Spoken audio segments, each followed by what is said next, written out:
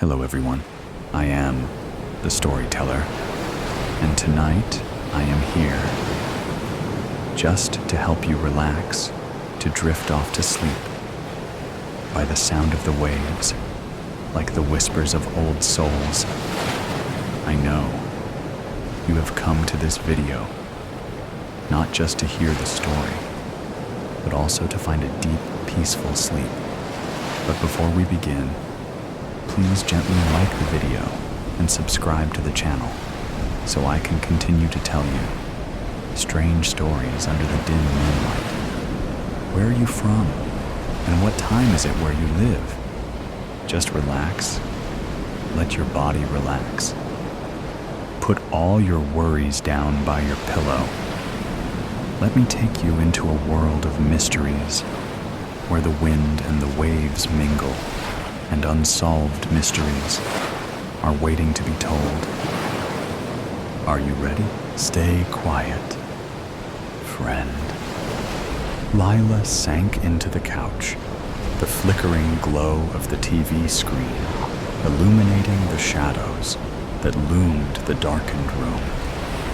She had chosen a silly rom-com, hoping to distract herself. But the air felt thick, almost suffocating. Every creak of the old house made her jump, and the shadows in the corners seemed to whisper her name in a language she couldn't understand. It was late, and her roommate Clara was working on her thesis upstairs. But Lila couldn't shake the feeling that they weren't the only ones in the home. An uneasy tension coiled in her stomach, forcing her to triple check behind each door, under the couch, and even peered behind the shoe rack, half expecting to find something or someone hiding within. She ducked below the kitchen counters, her fingers feeling for a butcher's knife. Her heart sank when she felt the empty spot in the knife rack. It was missing. The chill creeping up her spine told her that whatever was happening was more than just her imagination. She glanced toward the back door, where the moonlight shimmered through the glass panes, casting eerie reflections that danced on the walls. A sudden gust of wind rattled the bay window, sending a shiver through her. Something was off.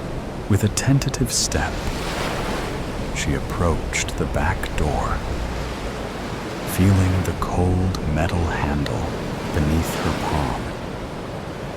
The moment she unlocked it, her phone buzzed on the coffee table. The sound startled her, and she snatched it up, her pulse quickening at the sight of Clara's name. "Did you hear that?" the message read. A cold dread settled over her, crawling beneath her skin as the unease that had settled over her intensified. What could Clara possibly be hearing? She typed back, "Hear what?" but hesitated, glancing down the hallway that led to the stairs. The dim light from the TV cast erratic shadows that flickered and danced. And for a fleeting moment, Lila thought she saw something move behind the curtains. Her breath hitched, a primal instinct warning her that she was not alone. Maybe it was just the movie messing with her mind, but the feeling of being watched pressed heavier on her chest. Another message chimed in. "I think someone's outside." Panic surged through Lila's veins, prickling her skin. She stood frozen for a moment, weighing her options. Should she check the back door or run upstairs to her roommate? Clara's words echoed in her mind. Why would she think someone was outside? How could she guess that? Why is she being so casual about it? Are you sure? Lila typed back, her fingers trembling. Just stay quiet, Clara replied. I'll call you when I'm sure. A shiver ran down Lila's spine. Her instincts screamed at her to call the police, but fear held her in place. The silence grew oppressive, and she could hear the faint sound of something dragging from above. Without thinking, she moved to the back door, her heartbeat thundering in her ears. As she reached for the handle, a scream erupted from upstairs, a raw, piercing wail that silenced the night. It was Clara's voice. Adrenaline propelled Lila forward as she bolted toward the staircase, her heart hammering in her chest. Clara! She yelled, bounding up the steps 2 at a time. The hallway stretched out before her, dark and foreboding, thick with an air of dread. Clara!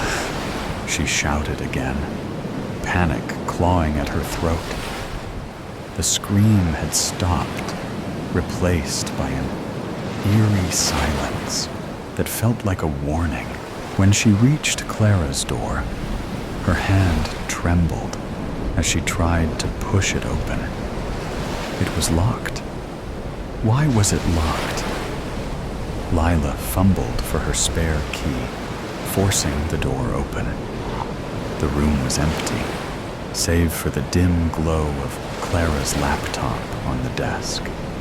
Papers were strewn about, books toppled over, and the window was wide open, allowing a chilling breeze to sweep through the room.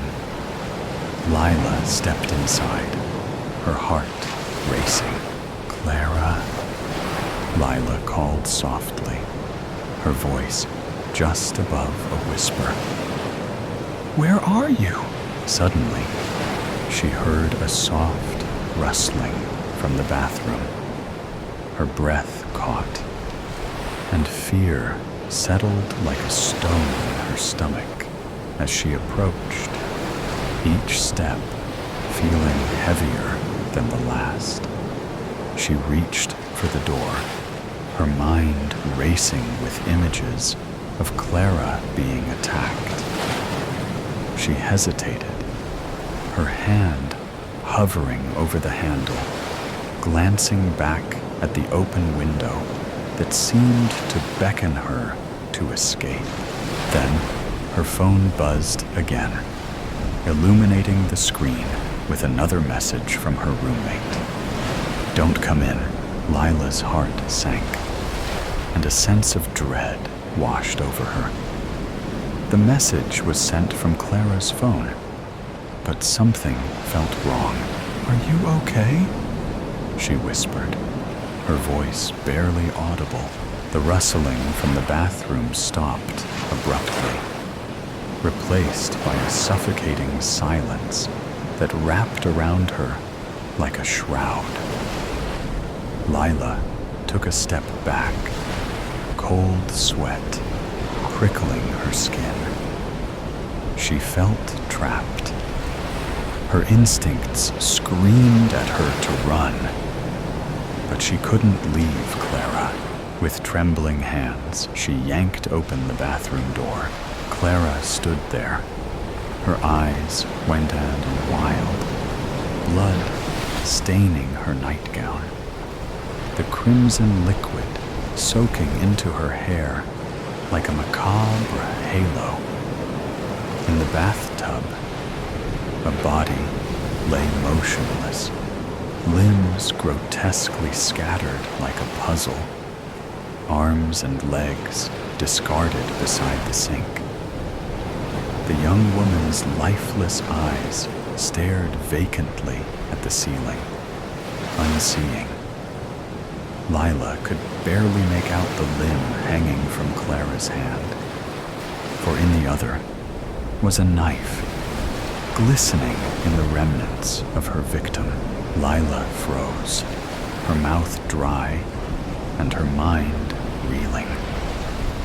The air thickened with a metallic tang, and she could feel her lungs begging for air. "Clara," her voice cracked, trembling as violently as her body was.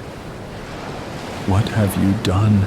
Clara slowly turned her head, a strange, twisted smile creeping across her lips, glistening with the blood that stained her face. "You said you didn't hear anything," she said, her voice cold and deliberate. "You lied." "I didn't," Lila began, only to be cut off. "You lied," Clara repeated, her tone sharp, cutting through the air like the blade in her hand. "You need to stay quiet, friend, and I'll make sure you never lie again." The door behind Lila slammed shut, sealing her inside the suffocating darkness. Fear surged through her as Clara advanced, the knife glinting ominously in the dim light. "Clara, please." Lila's plea faded into a whimper, the weight of impending dread crushing her. Without warning, Clara lunged forward, the blade slicing through the air with a cruel precision. Pain exploded in Lila's mouth, and she gasped, trying to scream, but the sound was swallowed by the metallic taste of blood. As Clara withdrew the knife, Lila felt a sudden emptiness. Her tongue, her voice, her very essence slipped from her mouth and fell to the floor with a sickening thud. Clara's eyes gleamed with a wild delight as she leaned closer, whispering words that curled around Lila's mind like smoke. "Now you'll stay quiet," Clara said, her voice low and dripping with satisfaction. "No more lies, no more noise." The door behind Lila slammed shut, the weight of darkness closing in, silencing her voice and sealing her fate. The unbecoming of Belinda Blackwell. There are few places Belinda Blackwell likes to lay down to rest more than upon her husband's chest. He hadn't been expecting her. Belinda hadn't been expecting to be home so soon either. What with the unpredictability of her father's illness, demanding open schedules from his children, someone on call at all times, lest the old man die without one of them there to hold his hand. When Oscar had come to join them a week early, something about a case closing timely and a stiffening in his shoulders when Belinda inquired about her sister-in-law, she pounced on the opportunity to bid her brother and father adieu and return early to the husband she so desperately missed. Finding Etienne still tangled in their bed covers, she had stripped down to her chemise and crawled atop him slowly. He had thrashed hard upon stirring and finding her there, his eyes foggy with confusion and fright. But she had kissed his face and rubbed his arms, whispering, "It's me. It's only me," until he relaxed back into the sheets. Now they rest quietly, teetering on the line between half asleep and half awake, Belinda's ear pressed to Etienne's chest to hear the steady thump, thump, thump of his heart. "Well, I'm glad Oscar will be with him," Etienne says appeasingly, having listened in silence to her stories from London. I think it will do him as much good as father. He seemed like he could use some time away. Away from what? I'm not sure." Belinda plays with a loose thread on Etienne's nightshirt.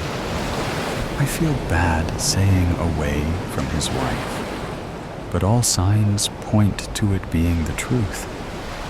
He seemed uncomfortable when I brought her up, but he wouldn't tell me anything specific." Etienne's hand tightens where it rests on the nape of her neck. "Then I hope that time will serve them both well." "I do too."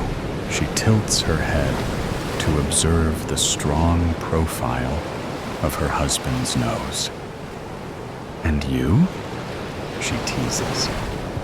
"Has time away from me served you well? All I managed to accomplish was missing my wife." He tucks his chin to look down at her. "Though I have been doing some research in your absence." "Yes, I've noticed." The entire walk to their chambers was an obstacle course of books and journals on every tabletop, and cast aside in the middle of the hallway, like he had thrown them down as he was walking. And before that, there was the cook coming to greet her in the foyer with concerns of her husband's increasingly strange demands while Belinda was away. His supposed need for rabbit hearts and pitchers of salt water, bunches of fresh rosemary left to dry on the windowsill for exactly 36 hours, and demands of her and the housemaid to not disturb him when his doors are closed. Certain tasks he'd undertaken where it was vital he not be interrupted. For the sake of goodwill, she gave them both the rest of the morning off. Belinda knows of her husband's beliefs, glimpses into a world of ritual and wardship, studies of augury and communion and necromancy that he prefers she not get too close to. Etienne shifts underneath her, and she reads discomfort in his movements.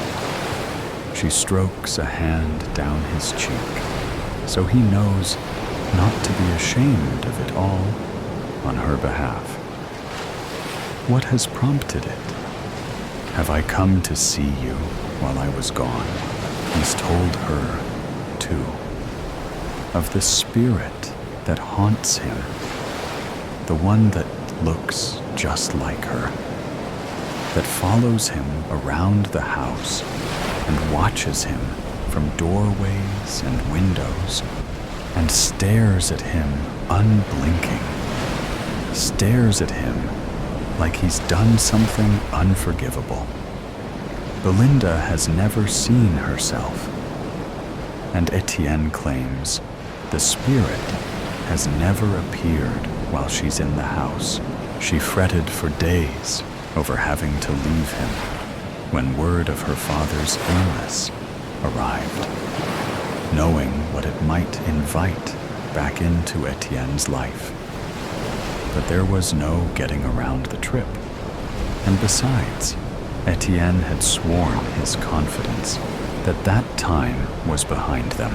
It would appear that he'd spoken too soon. His eyebrows tick up at the middle, like he's attempting to contain his emotion. "I thought it was over," he whispers. "It's been so long. I feel like a fool, letting my guard down as I have been. A deep ache swells behind Belinda's ribcage. She squeezes Etienne tighter. You've been happy. It's not foolish to hope. What have you found? There is a ritual, one for banishment. I have been completing the prerequisite steps over the past week. Oh? Belinda struggles to understand. Yes. There is only one step left to do. It won't be easy.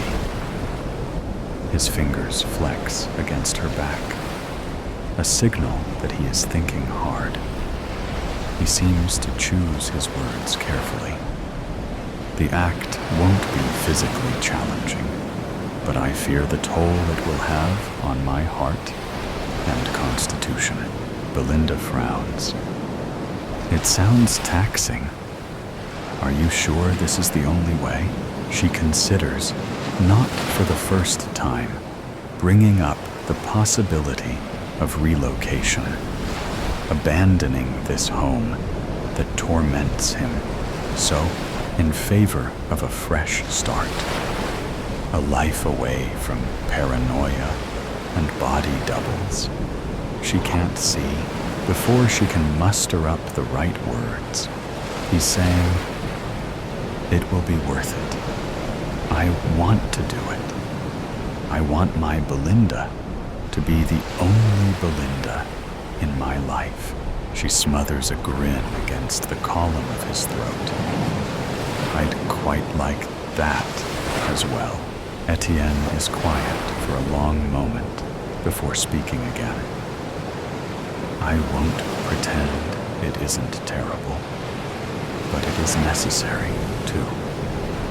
I want my wife to have a good life, and I need to be better to give one to her. I need to be rid of this. A strong rush of affection surges through Belinda. Oh, she loves this man, something awful. She'd follow him into hell. Then you will be brave, and you will be successful. She rises and falls with the depth of Etienne's answering sigh. You sound so much like her, he mutters. Like who? She asks. Like Belinda. Belinda's thumb falters where it was rubbing a soothing path along his collarbone. What? A giggle bubbles out of her, confusion mingling with sleepy amusement. It's uncanny. You've never been this good before.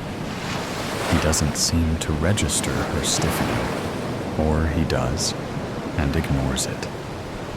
You've never come to me like this, lay upon me like this. You must know what I'm going to do. Etienne, it won't work. Etienne raises his voice, speaking over her.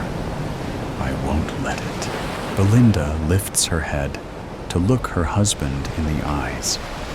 A coldness cracks through her when she sees the resolution in his face. Etienne, I don't... Her voice breaks off into a scared whisper. It's me. He shakes his head. My wife knows me better than this. She tells me when to expect her. You've misjudged. I know you're not really her this time. Belinda curses her attempt at being romantic. He thinks she's haunting him, not surprising him. She's never been so near him when he's in the middle of one of these supposed spectral visits. It's sobering. It's frightening. She tries to sit up and grunts when Etienne uses his hand on her neck to ease her back down again. His hold is strong, not enough to hurt, but in her shock, she goes easy. Etienne's mouth is at her ear. My wife is not to be home for a few days yet. By then, all of this will be dealt with and done. It will be like it never happened. She won't have any part of it. She will not have such a weak, nervous husband. His voice shakes. I will keep her safe. It's all the warning Belinda gets before the knife is plunged into her back. She jerks violently. Pain whips through her, fast and brutal. It's like someone has dumped a full basin of water over her. No, the sensation is real, and it's not water. It's blood, hot and wet and slick and spreading fast, sticking her chemise to her skin. She frantically shoves herself up, grappling for a place on her back she can't reach, too low for the arm she stretches over her shoulder, too high for the one she stretches under. She arches, incapacitated by the pain, her mouth opening and closing like a fish thrown onto rocks, gasping into air that isn't helping her situation, feeling inches from death. The knife digs into her shifting skin, or is her skin digging into the knife? The awful, writhing, sawing sensation ripping through her. She's never been stabbed before, but this cannot be normal. Flashes of rabbit hearts and salt come to her. And no, of course this isn't normal. Not by Etienne's design. She hunches, trying to scramble away from the pain. But there's nowhere to go that it doesn't follow. She shoves her face into the pillow beside her husband's stunned face, her hands fisting at the sheets. Etienne grips her hips tight. Belinda, she can only answer with a whimper. She's trembling so hard she can barely open her mouth anymore for how hard her teeth chatter. No. Etienne pushes against her shoulders. She doesn't understand what he wants. She doesn't understand what's happening. Dear God, no. His touch moves to her face, and he wrenches her head back with his hands shoved up into her hair. Belinda. He jams his fingers under her jaw, ignoring her choking, feeling for something. Upon finding it, his face goes white. Belinda. Again, more urgently, wrestling to sit them both upright. Belinda. It's all coming to her in flashes. The horrible red smear on Etienne's cheek. The wetness that's dripping down the back of her legs. The sudden realization that she can't support herself. She slumps against Etienne. Dazedly, she thinks of her parents, of all the men they'd wanted her to marry. A parade of surgeons and doctors with their deep pockets and upturned noses. Professionals who would know what to do with a gaping wound. Professionals she had rejected for the love of a poet. Her poet, who had nothing to offer but a quiet life and endless adoration. Etienne cradles her against him, rocking them back and forth. He's sobbing. Why are you here? You weren't supposed to be here. I thought you were the specter. Please believe me. Oh God, please forgive me. He sounds wrecked. Belinda wants to comfort him, but she can't pick her head up. Then darkness clouds her vision, and she can't do anything at all anymore. Belinda blinks awake. The ground is uncomfortable beneath her back. What is she doing on the ground?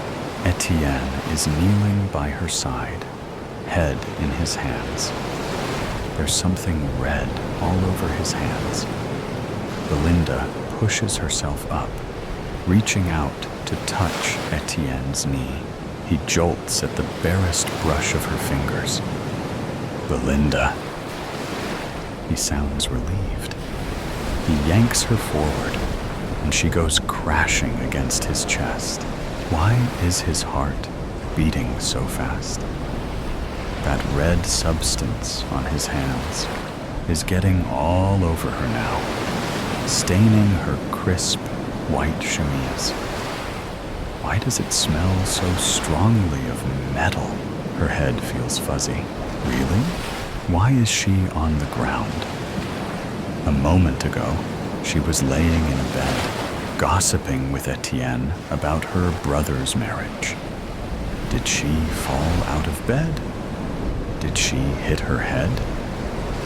Is that why everything feels so off? I'm sorry, she murmurs slowly. I'm not sure what happened. Did I fall? You... Etienne is shaking. She must have really scared him. I fixed it. It's all right. Fixed what? How long was I out? It doesn't matter. You're all right. It's all right now.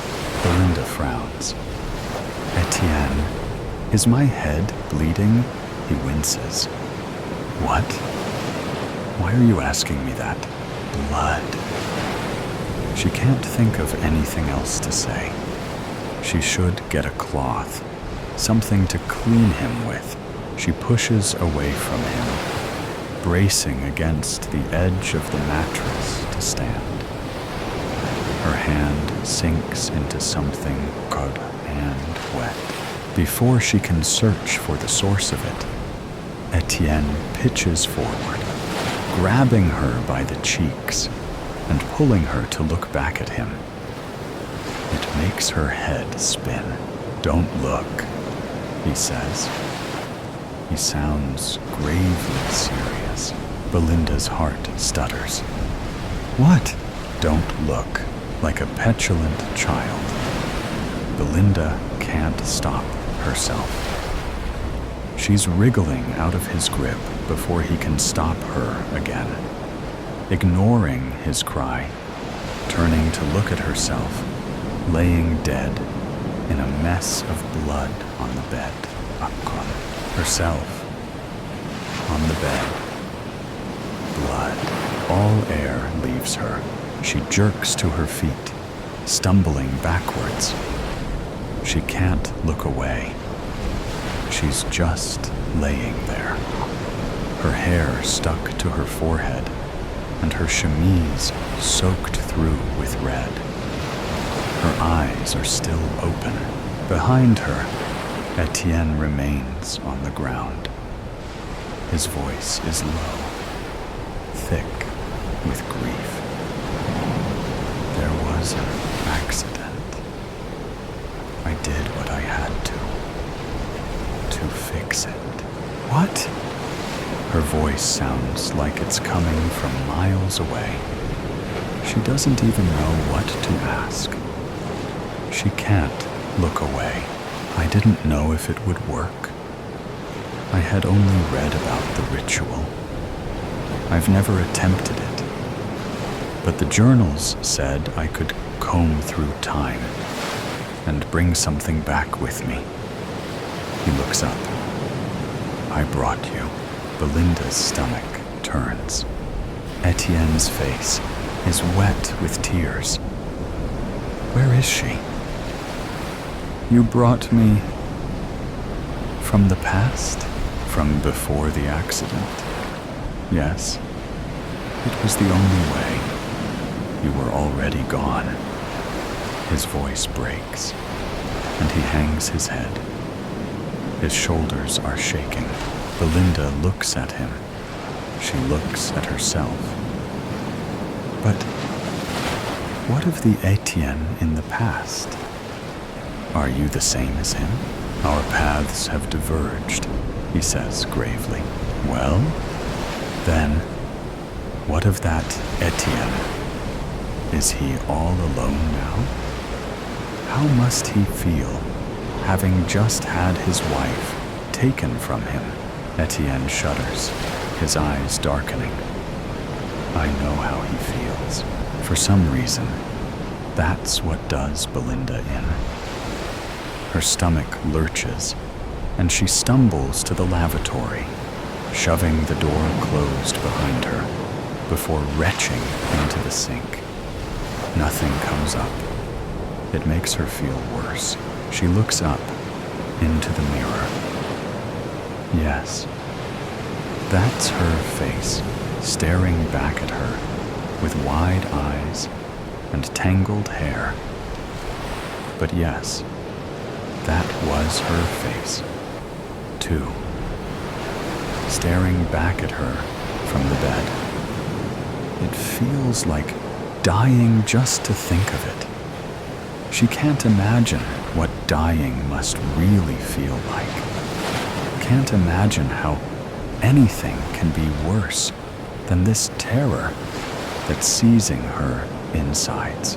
Etienne's voice comes from the other side of the door, muffled and pleading. Please, I didn't want this. All I wanted was you.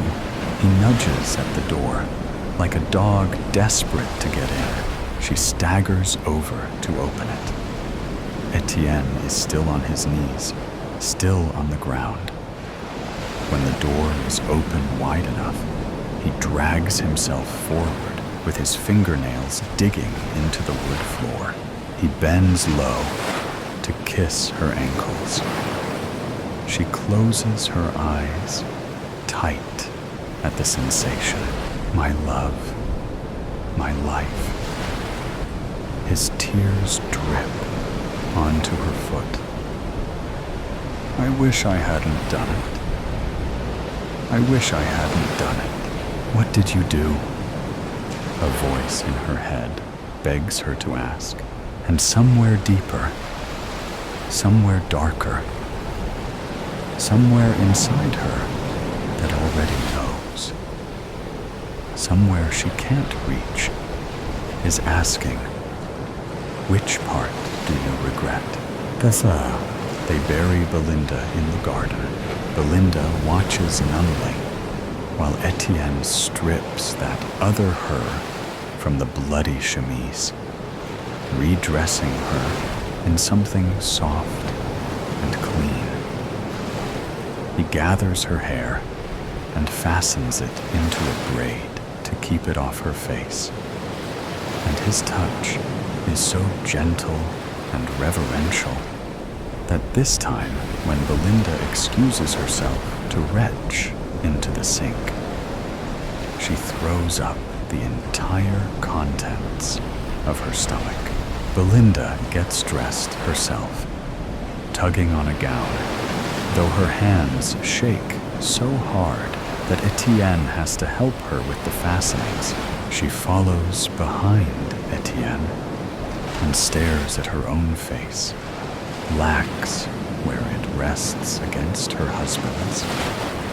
Their husband's shoulder as he carries her down the stairs and out the back door. Is that what she looks like when she sleeps? They leave the bloody mattress as it is for the housemaid to find. We'll say you were with child, Etienne had said, not meeting her gaze. They won't ask questions if they believe you lost something. Etienne is right, as he tends to be. When Belinda retires inside, hours later, the silent vigil over the little upturned patch of dirt beneath her favorite tree becoming too much for her to bear. The housemaid, Miss Clark, is already waiting for her, wringing her hands in the hallway. All it takes is just enough performance of Belinda's averted eyes and a hand pressed to her stomach for Miss Clark's face to drop. She coos sympathetically, fussing over Belinda so tenderly that Belinda is weeping before she can hold herself back. "We buried her in the garden," Belinda croaks. "All by yourselves, ma'am?" Miss Clark asks, sounding surprised. "We couldn't bear to leave her," Belinda says. And now she's telling the truth. Then she tells another. "I don't know what happened." Belinda looks out from their bedchamber, trying to ignore the sharp smell of vinegar and lemon. The bed stripped of its linens behind her, the way the mattress has been flipped. She watches Etienne as the sky goes from blue to orange.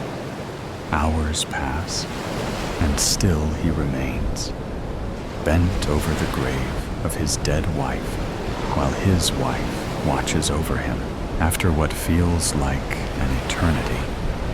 He rises, stretching his arms. He turns, shielding his eyes against the setting sun, to look back up at the house.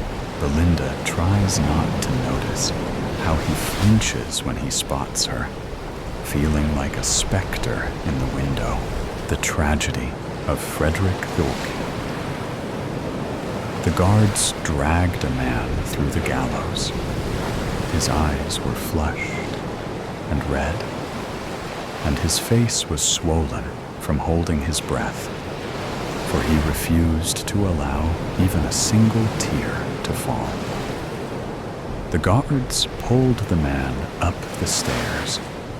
The soddened and weathered wood creaked and bounced with each step. They carried the man across the stage of the scaffold to the hangman, whose eyes were buried in the hollows of the Hessian burlap fastened to his face. A crowd had gathered in the gallows. Among them was King Theobald, the crown of the Northern Empire, who sat front and center of this spectacle. King Theobald raised his hand, and the crowd reduced its whooping to a whisper. "Senti milione. You have been charged with, tried, and convicted of embezzlement and treason of the highest order. You packed your purloin purse with pilfers and compromised the integrity of our nation. You are hereby stripped of your duties as High Commander, and for your transgressions you shall reimburse the crown with your life." Senti drew a deep breath, but before the hangman could cinch the rope, Senti coughed to the crowd. "I, Senti milione, am a convicted man, and I maintain my innocence. But since my sentence is irrevocable, I have only one request that I wish, in my final moments of life, to be granted." King Theobald flicked his wrist, and the hangman stepped away from the edge of the scaffold stage. And what might that be? Someone is missing from the crowd, and I would like for that person to be present. Seeing their face would comfort me. Who? Frederick the 14th, Rory, a captain of the Northern Imperial Army, climbed out of the crowd and approached King Theobald. "I shall fetch Frederick for you, sir. Very well. We shall resume upon your return." Frederick Thwititron stepped away from the window in his bedchamber. The spectators had gathered in the gallows below, and they were jeering loudly as the hangman held the nape of the man on the platform. Frederick threw his back to the wall near the window, working his thumb and pointer into the fissures of his forehead. "One moment, I'm the chief officer, and in the next, I'll be High Commander. High Commander, I'll likely be crowned tomorrow. I must prepare." Frederick, at his desk, retrieved paper and a fountain pen, then began to write. "Dearest King Theobald, our illustrious crown, I am most truly obliged to you." An image twinkled in his periphery. Across the room, above the mantel, there was a painting, a portrait of three men of similar stature and countenance to each other. Also to Frederick IV, but to a lesser degree. From on high, they stared down at Frederick XIV as he crossed the room towards them. "Tomorrow, I shall be named High Commander of the Northern Imperial Army, and I will follow in your footsteps. And maybe one day, my personage will join yours in portraiture." He received 2 knocks at his door. "Who's there?" "Celia, sir. Captain Rory would like to join your company." Frederick opened the door to reveal Celia, the chambermaid, and Rory, a step behind her. Rory: "Sir, there has been a request made for you." "What is the nature of this request? Am I allowed inside?" Frederick ushered Rory inside. "King Theobald has granted Senti one wish.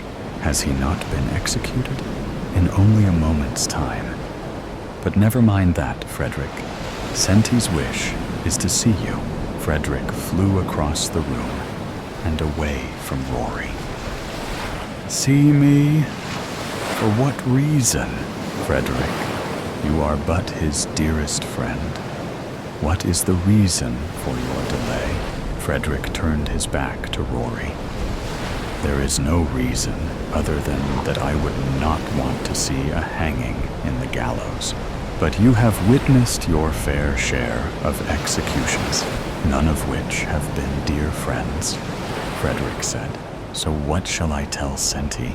"Tell Senti that my love is with him, and that his visage shall be forever reflected in my duties."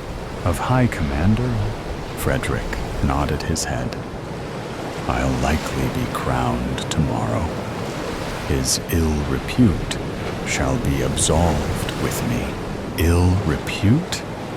Are you suggesting that you believe Senti to be guilty?" "Senti was convicted." Frederick kicked at the lint littering the floor. "Whether I believe that he is guilty or innocent matters not. His shadow will swing in the gallows inevitably." "What am I hearing, sir? Have you not shed a tear at the thought of his absence?" "Yes, many times." "Then how could you dare allow him to leave without one final show of your affection?" "I think that it is best for both he and I to not meet under such conditions, no matter how sentimental." Frederick turned his back to Rory. The crowds below began to bellow beneath the cloudy sky. Rory sneered, slamming the door behind him. Frederick XIV to the portrait. Father, grandfather, great-grandfather, I hope that after the ceremony tomorrow, you'll acknowledge me as one of your own, an aurora in the sky of our heritage. I hope that I will have proven myself worthy in thine eye. King Theobald belted out from the gallows, Centimilione. Frederick returned to the window, but did not look out. You have been charged with, tried, and convicted of embezzlement and treason of the highest order. You packed your purloin purse with pilfers and compromised the integrity of our nation. You are hereby stripped of your duties as High Commander, and for your transgressions, you shall reimburse the crown with your life. Frederick's face twisted centripetally into his head, wringing out but one tear that trekked the contour of his cheek to his chin. King Theobald, Hangman, allow Centimilione to pay his debts. The wood of the gallows outside creaked. The lone tear from Frederick's face croaked when it splattered across the floor, and the sound of Senti's final grunt echoed. To patrilineage, the wind stirred recklessly, carrying waves of rainwater across the land. Lightning found Frederick's bedchamber, and thunder clapped in his ear, waking him from his slumber. He held his aching head. Celia, Celia. The chambermaid rushed inside with a candelabra. Yes, sir. I cannot see. With the candle from her candelabra, she lit more candles, placing them at various spots throughout the room. Fetch me a glass of water. My head is tender and sore. Celia left the room. Frederick laid on his pillow until he heard a voice. Son. Frederick opened his eyes, and standing at his bedside was his father, Frederick the 13th. We must go now. Frederick could see his grandfather, Frederick the 12th, staring out of the window, and Frederick 11th, his great-grandfather, admiring the portrait. Father, grandfather, great-grandfather, why must you leave now? I seek wise counsel. Your ways have offended us, Frederick XI said. There is no way that we could accept you as you are, Frederick XII said, and we will not offer wise counsel. Your legacy is now your own. Frederick XIII said. Thunder hammered, and lightning seemingly struck the center of the bedchamber, forcing Frederick XIV to shield his eyes from the blinding light. Frederick opened his eyes. Father, Father. Frederick searched the room, but they were gone. In their wake, he padded across the parquet floor to his mantel. He squinted at the portrait, and what he saw poisoned his heart. Only the 3 heads of his patriarchy remained. Their bodies had disappeared entirely. Celia handed him the glass of water. Are you okay? Frederick kept his face in the fold of his elbow. He thumbed up at the portrait. Tell me what you see, Celia. Your great-grandfather, grandfather, and father. Can you see the whole of them? Yes, sir, I can. I must rest. Frederick chugged his glass of water and sent Celia away before climbing sluggishly into bed. He laid with his eyes wide. The torrent raged outside. I declare war. Frederick snapped his fingers. More spirits. He reclined in his gilded chaise lounge with a glass in his fist, which Celia refilled. Frederick finished the glass in one gulp, then dropped it. The thick crystal thumped across the varnished wood. He stumbled from the chaise lounge and grabbed a hold of two harlots, and they guided him to the bed. Present were two officers, Francis and Giles, each heaped with a pair of women and spirits in their midst. How's it feel to have an empire under your command? Francis jeered. Grand, and the luxury to rest on your laurels in the lap of an impregnable kingdom, Giles said. Swell. Frederick looked to the women. Kiss me, will you? The two women pressed their faces into his. He received a knock at the door. Who dares disturb me? Frederick burped. Celia, sir. Are you aware, Celia, that we are engaged in official military duties? Yes, sir. Then why do you bother our securing of this great nation? The chief officer says he must see you now. Allow the sap in. Rory rushed in. Mr. Rory, chief officer, have you come to join in the luxuries afforded to our ranks? No, sir. Then why do you... Frederick burped again. Why do you dare interrupt our briefing? The Southern Empire, sir, Rory said. Frederick slurred. Yes. They have declared war. Frederick puckered up instantaneously.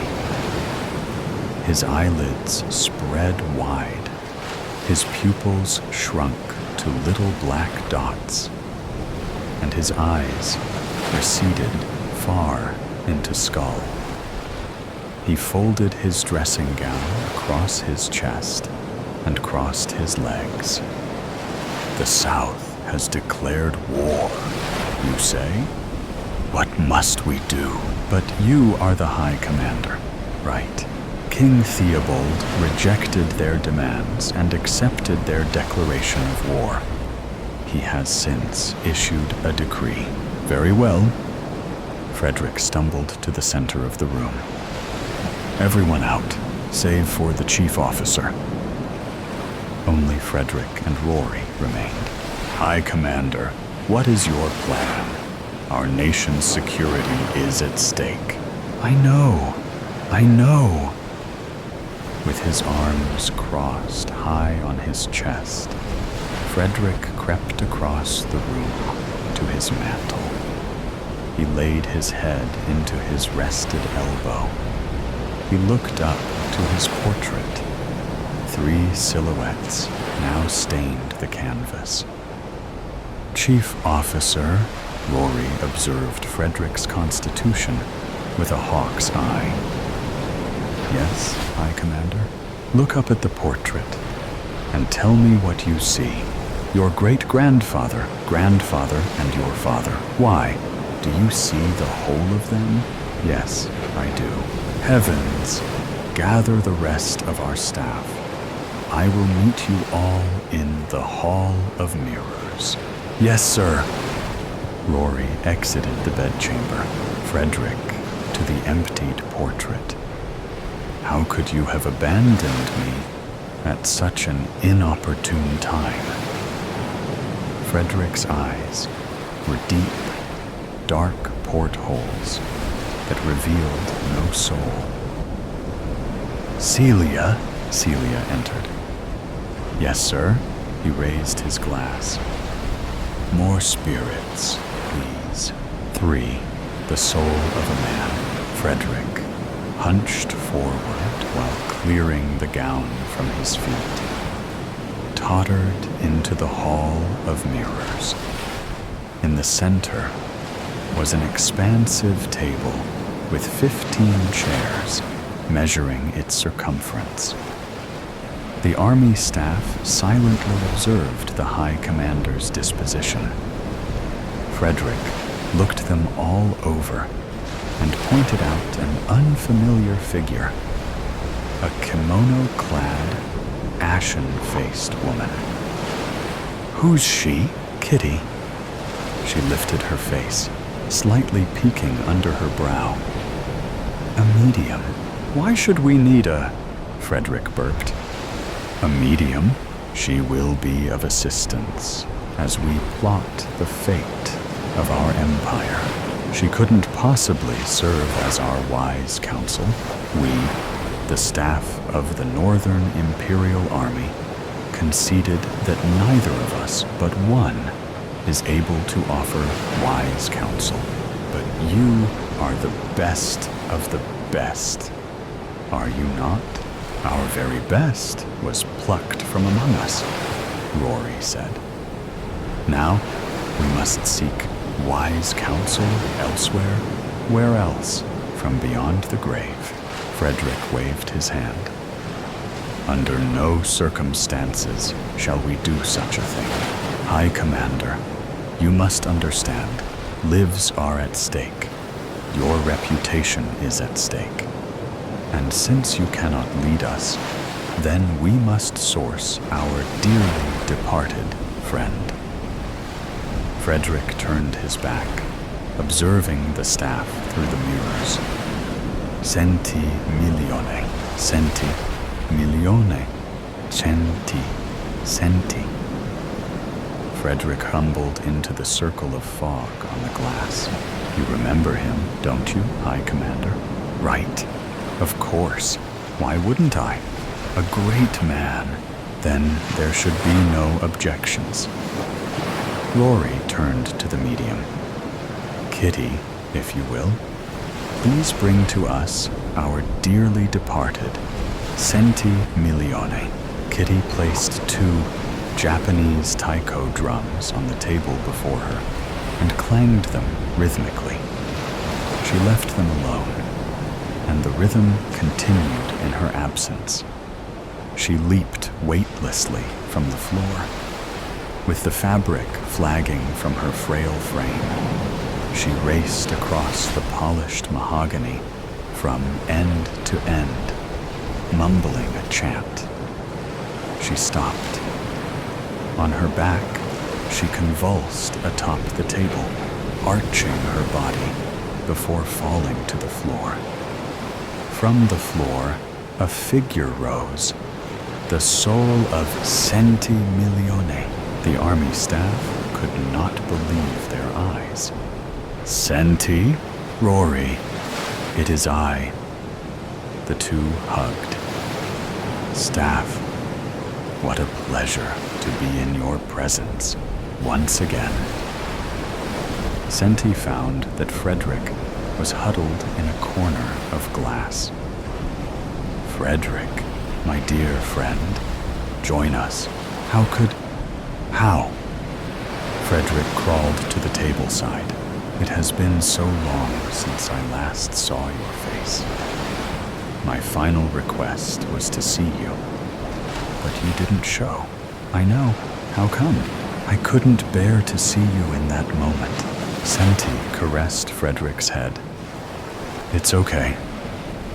Centi looked to the rest of the staff. "So, why have you summoned me?" Rory pounced. "Our great empire is at war. There should be no issues then. A Frederick is amongst you. We seek wise counsel." Rory continued. Centi looked down. Frederick IV avoided Centi's gaze. Centi jousted Frederick. "Have you spoken to your father?" Frederick was silent. "Well, have you?" Rory barked. "Yes." "And your grandfather?" Centi continued. "Yes." Your great-grandfather too? Yes, great. What did they say? Frederick broke free and ran to a mirror across the room. This cannot be, he whispered to himself. Senti followed. What's the matter? Frederick broke free once more and darted to another mirror. This can not be. How could it be? Senti met him there as well. Frederick didn't resist. Senti, tell them how good of a friend you were to me.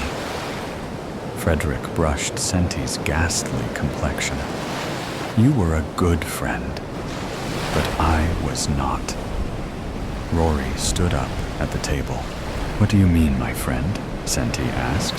Frederick looked up at the ceiling, but seemingly beyond it.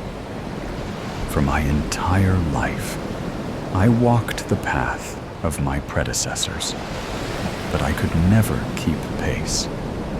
And now they have sprinted far ahead of me. They came to me in the night and informed me that they must leave my side, that I had offended their honor and ripped my name from the annals of our history. What could you have done that was so abhorrent? Frederick wept until he regained control of himself. When you called out for from the gallows, I was afraid to see you.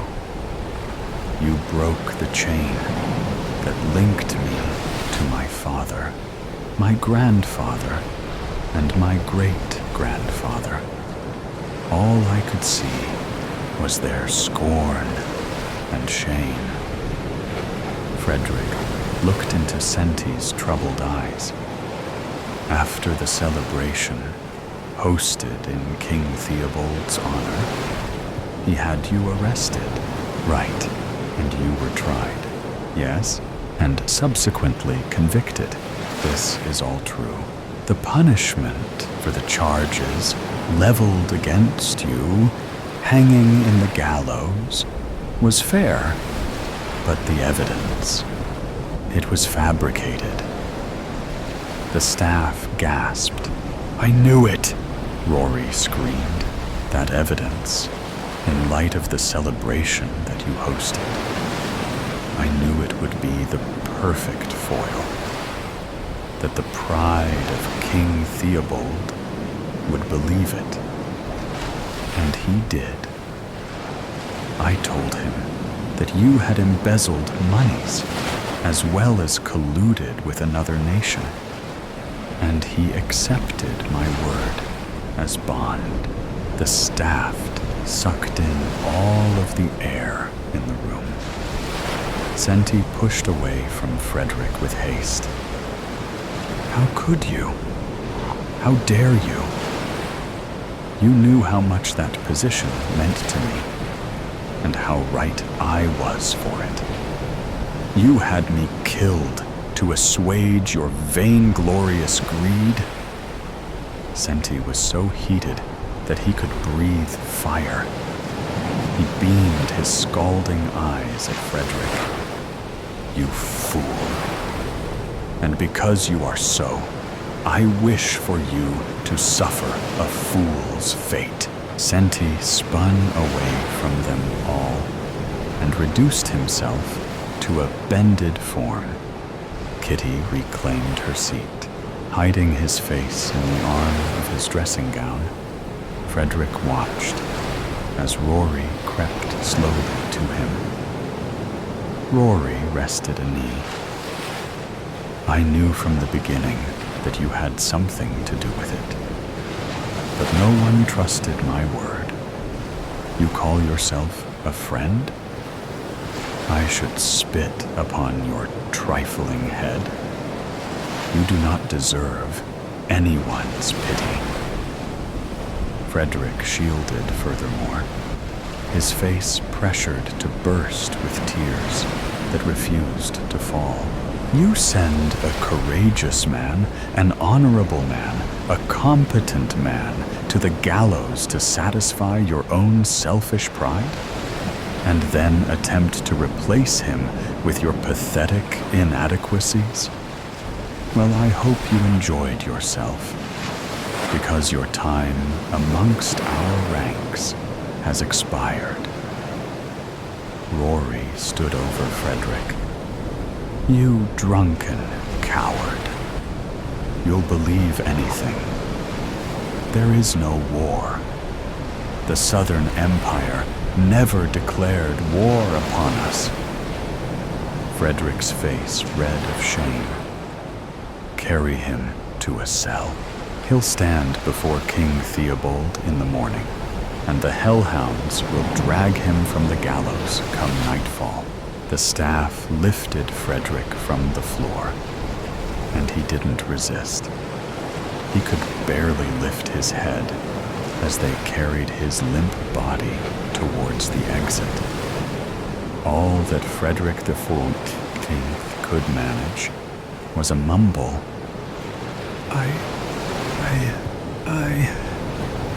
Frederick relaxed altogether as the air hissed from his drunken lips. Gloria. They liked to share these idyllic, quiet moments in front of the mirrored dressing table, George combing Georgina's hair. It was something soothing, calming, and therapeutic, a necessary and intimate ritual, an important part of their relationship, which they had been doing together since they couldn't remember, certainly since childhood. In complete silence, never a word spoken, Georgina in a catatonic state of mind, completely immobile, a trance-like state. George slowly, softly, gently glides the brush through her long tresses of hair. This quiet ritual went on for hours, quietly, blissful. They were inside a bubble of tranquility. Gloria watched on, grinning from ear to ear, lolling against the chair, propped up with cushions. Gloria had seen it all. Gloria was a gift, a valuable gift of subterfuge for George, a bribe from his parents to keep him quiet, keep his mouth shut, about the secret that must be kept in the family. No one, absolutely no one must know. You know that, George, don't you?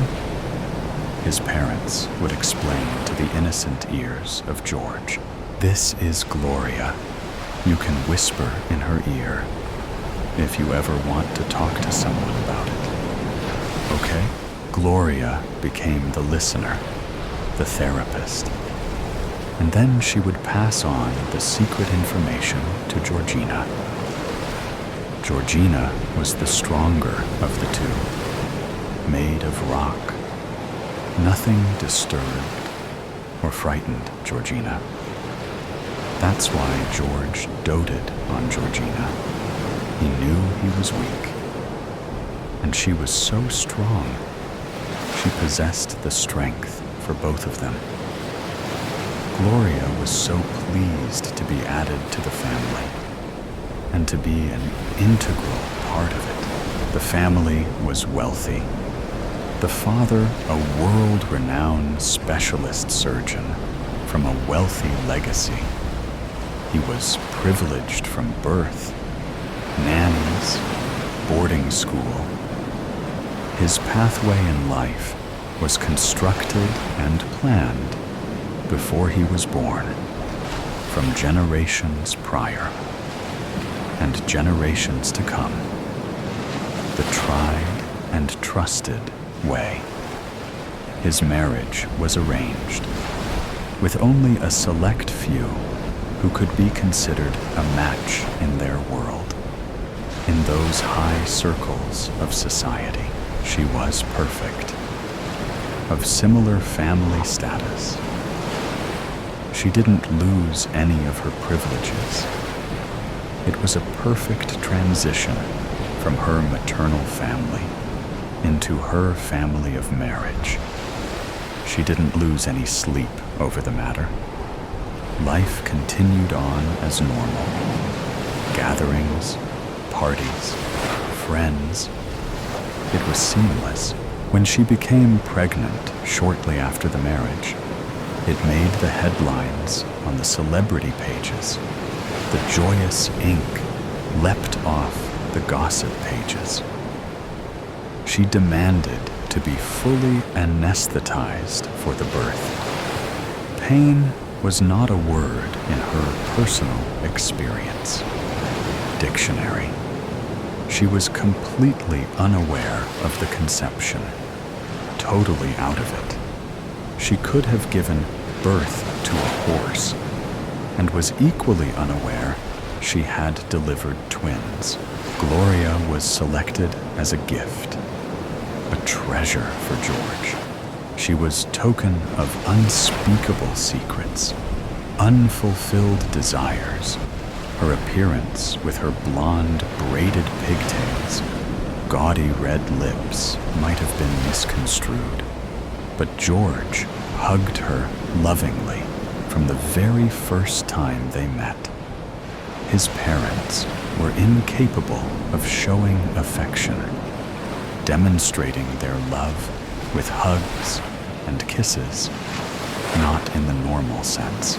It was not accepted in their constrained, unemotional legacy, their upbringing, and it continued in this generational circle of supposedly refined upper-class family and friends. When Gloria arrived, George understood what he was missing. A feeling of unknown nostalgia for simpler circumstances, which he didn't have an inkling about, or any comprehension that it existed. Another life, a different life, a life uncomplicated, without the subtle stresses or pressure continuously made by his parents. George always felt vulnerable, awkward, a feeling of an unfinished project in the presence of his parents. On the rare occasions he was allowed into company of his parents' friends, such as cocktail party events or saying farewell at nighttime, George was nervous, uncomfortable. Shyness overcame his speech as he stood dumb and gormlessly in front of the onlooking adults, inspecting George like an alien life form. "Strange boy," they would whisper as he turned his back on leaving the room. George heard the whispers. These overheard comments, like so many others, send him further into his interior cave of solitude and despair. At least George had Gloria to confide in, he always thought, and the thought consoled him. In the eyes of his parents, Gloria's arrival filled a gap. Gloria symbolized a desire for perfection and control over George, which was completely immoral. The family secret must be suppressed at all costs. George was getting older and wiser. Gloria was introduced with the sole intent of keeping the family secret secure. Everybody was aware that George was the weak link in the subterfuge, the conspiracy, the dark secrets of the family. Gloria was the guardian. She was central to it all. And that made her the gatekeeper to the whole incestuous situation. She was the overseer and protector. The only person Gloria confided in was Georgina. Gloria's secret was safe with Georgina. Doing a good job, is he? That's about all he is good for, combing your hair, Gloria said sardonically, without moving her lips like a ventriloquist dummy. George is a sweetie, stupid as an ass, but he is my loving brother, and I will always protect him, even from your foul mouth. Georgina replied defensively. He's so stupid. He can't hear us, or he ignores every word. The truth. He's a lame brain. Gloria continued her verbal attack.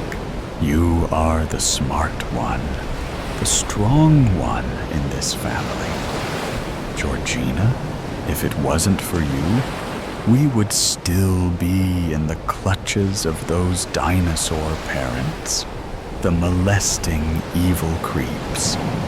Gloria continued. Don't say a bad word about Mummy and Daddy like that. Shut that vile mouth of yours, Gloria. Georgina was getting agitated now, but George continued the slow grooming strokes, undeterred, and it seemed oblivious to the conversation between Georgina and Gloria. The smooth grooming strokes of brush helped Georgina to keep her temper, remain calm. I won't tell anybody what you did. Don't worry. Those abusers of innocent children deserved it. Justice was served. Only you. Georgina had the balls to do it. George doesn't have what it takes. Never did. He always hid behind you, scared of his own shadow. The stupid one. Gloria continued in her negative tone. I watched on for years as they took you to their bed for their evil desires. For years, Daddy wanted control, his evil desires, his manipulation, his family fun. And she, Mummy, followed, a willing assistant, always pickled in her normal, alcohol-fueled state of mind, anesthetized. She was a lush most of the time. Both were heartless, immoral bastards. I was used like a comfort blanket, a rag doll, to make it seem normal. Those twisted monsters whisper in Gloria's ear. Gloria will keep the secrets of the night. Gloria will make any pain go away. Tell Gloria, but don't tell anybody else. Gloria mimicked the parents' words to their sexually molested victim. They deserved what was coming. George dropped the hairbrush and went to Gloria and started hugging her, whispering in her ear. What did he say? Asked Georgina. He says he loves me. And will I forgive him? Will I forgive him for his weaknesses? Gloria replied. Always the same. He's that stupid. He thinks it's his fault. Gloria was angry. Don't be too hard on him. We need him to be his normal, complicit self. We need his continued silence. We need him to keep his mouth shut now, more than at any time. These are dangerous times. No slip-ups. We all need to stick together. Otherwise, there will be trouble for us all, including you, Gloria. Understand? Georgina continued to look into the mirror, but her steely eyes and tightly drawn mouth emphasized the words. It was a threat. "Don't you trust me, Georgina, to keep your dirty, obscene family secrets locked away in my head?" Gloria said in a challenging, teasing manner. She was goading Georgina. Georgina lifted her right hand. Both hands had been hidden from sight, low between her parted legs during the long grooming process. As she lifted the concealed right hand, one could now see she was holding the blade of the 9-inch carving knife, splashed in crimson blood. The blood stood out a dark, dull shade of red against the shiny silver blade of the knife. Slowly, she raised the blade higher and then held it above her head. She held the pose and slowly turned her upper body and head to face Gloria. Unless you are looking for the same Gloria, I would recommend you keep your mouth shut, as you always have. It was the reason you were ingratiated into this family. Your loyalty has kept you alive and your dirty mouth tolerated. Your circumstances can change fatally if you start to change, my dear Gloria. Georgina glared at Gloria threateningly. Now, let's clean up the mess. They say no bodies, no crime. Not the brightest bulb. The light panned over the coast, gutting the night like a blade through a fish's belly. Emerson, League Saus. From experience, he knew the storm would be raging well into the next day. But he'd be safe here. This lighthouse had weathered many storms before this one, and it would weather many more after, too. It had stood here since before he was born, and it would stand long after he was dead, which wouldn't be long now, he reasoned. He raised his metal cup to the windows, which looked out onto the frothing midnight ocean. He offered the night his cheers, then sipped his neat rum. Lightning lit up the abyss, burning his retinas white for one faltering heartbeat. The wind whipped and whooped around the edges of the lighthouse. The rumble of thunder came 3 seconds later, reverberating through his bones. Emerson blinked. The ocean was a cruel mistress sometimes. He knew that more than anybody. He'd spent much of his life aboard fishing vessels, at sea for months. He felt more at home on the open sea than on dry land. That was why he'd taken on the task of lighthouse keeper after retirement. But it seemed that people had lost their respect for the water. Kids rode inflatable beds out on riptides and needed rescuing. Rich yuppies took their boats out in unsafe conditions and needed rescuing. Partying youngsters went for midnight swims whilst inebriated. They drew the attention of the sea beasts, which they then hunted for revenge. And thus, the creatures needed rescuing due to their dwindling numbers. Companies dumped their foul excretions into the blue, so the sea needed rescuing too. Emerson growled and scowled out. The thunder and lightning lashed from the heavens once again. The rain pelted sideways at the window. rattling against the glass. The gale screamed like a dying creature, wounded by a harpoon. Another sound chimed throughout the lighthouse, but this had nothing to do with thunder. He grunted. Somebody had rung the lighthouse's doorbell. Who on earth could that be? The lighthouse clung to a rocky piece of coast that jutted out into the ocean.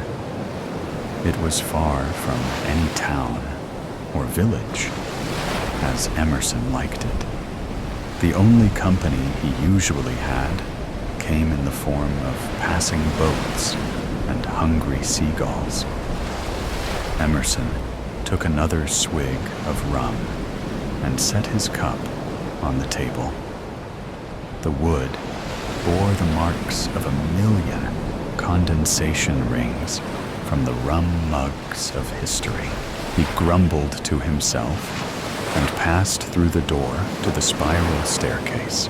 The doorbell rang again as he descended. With care, the final treacherous steps. He threw the door open to the howling wind. "Yar, I'm coming, I'm coming. Hold your seahorses." On the stoop, 2 kids huddled together, no older than 18.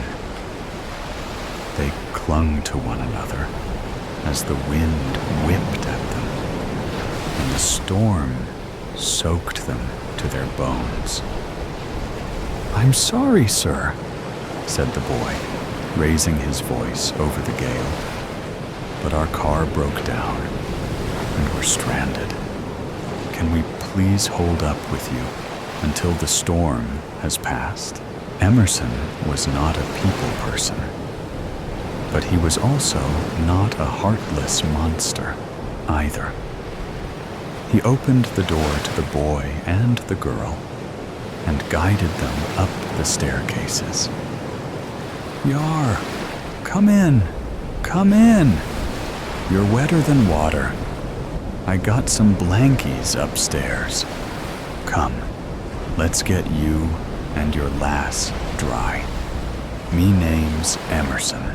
The boy smiled and offered his hand despite the chill that shook him. "Thanks, man. You're the best, Harry. And this is Skyla." Emerson led them up the winding staircase to the lighthouse's upper room, lit by the beacon.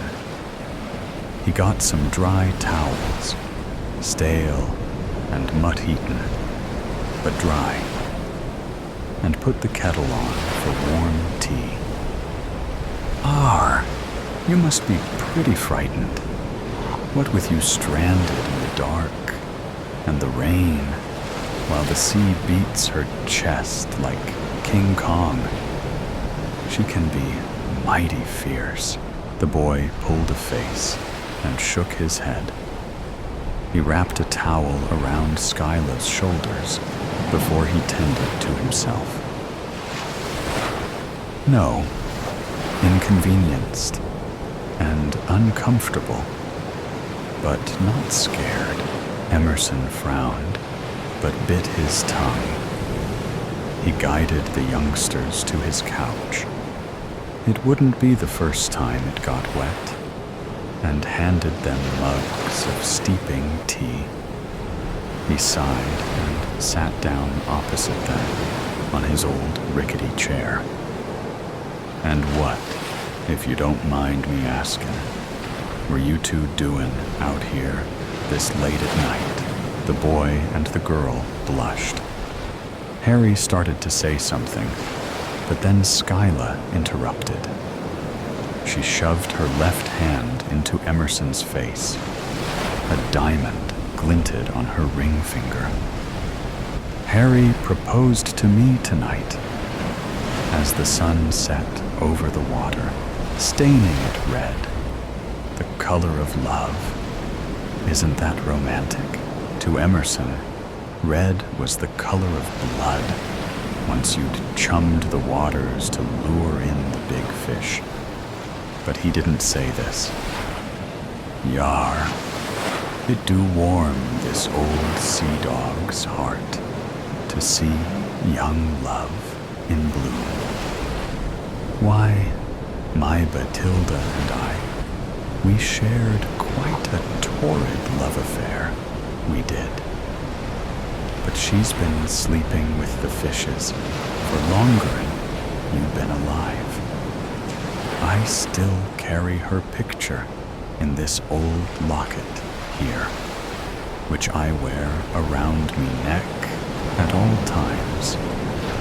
Here, take a look at this beauty, lad, but don't lose your eye for the young lass now, The boy blinked at the picture in the sea air-rusted locket. He did a double take.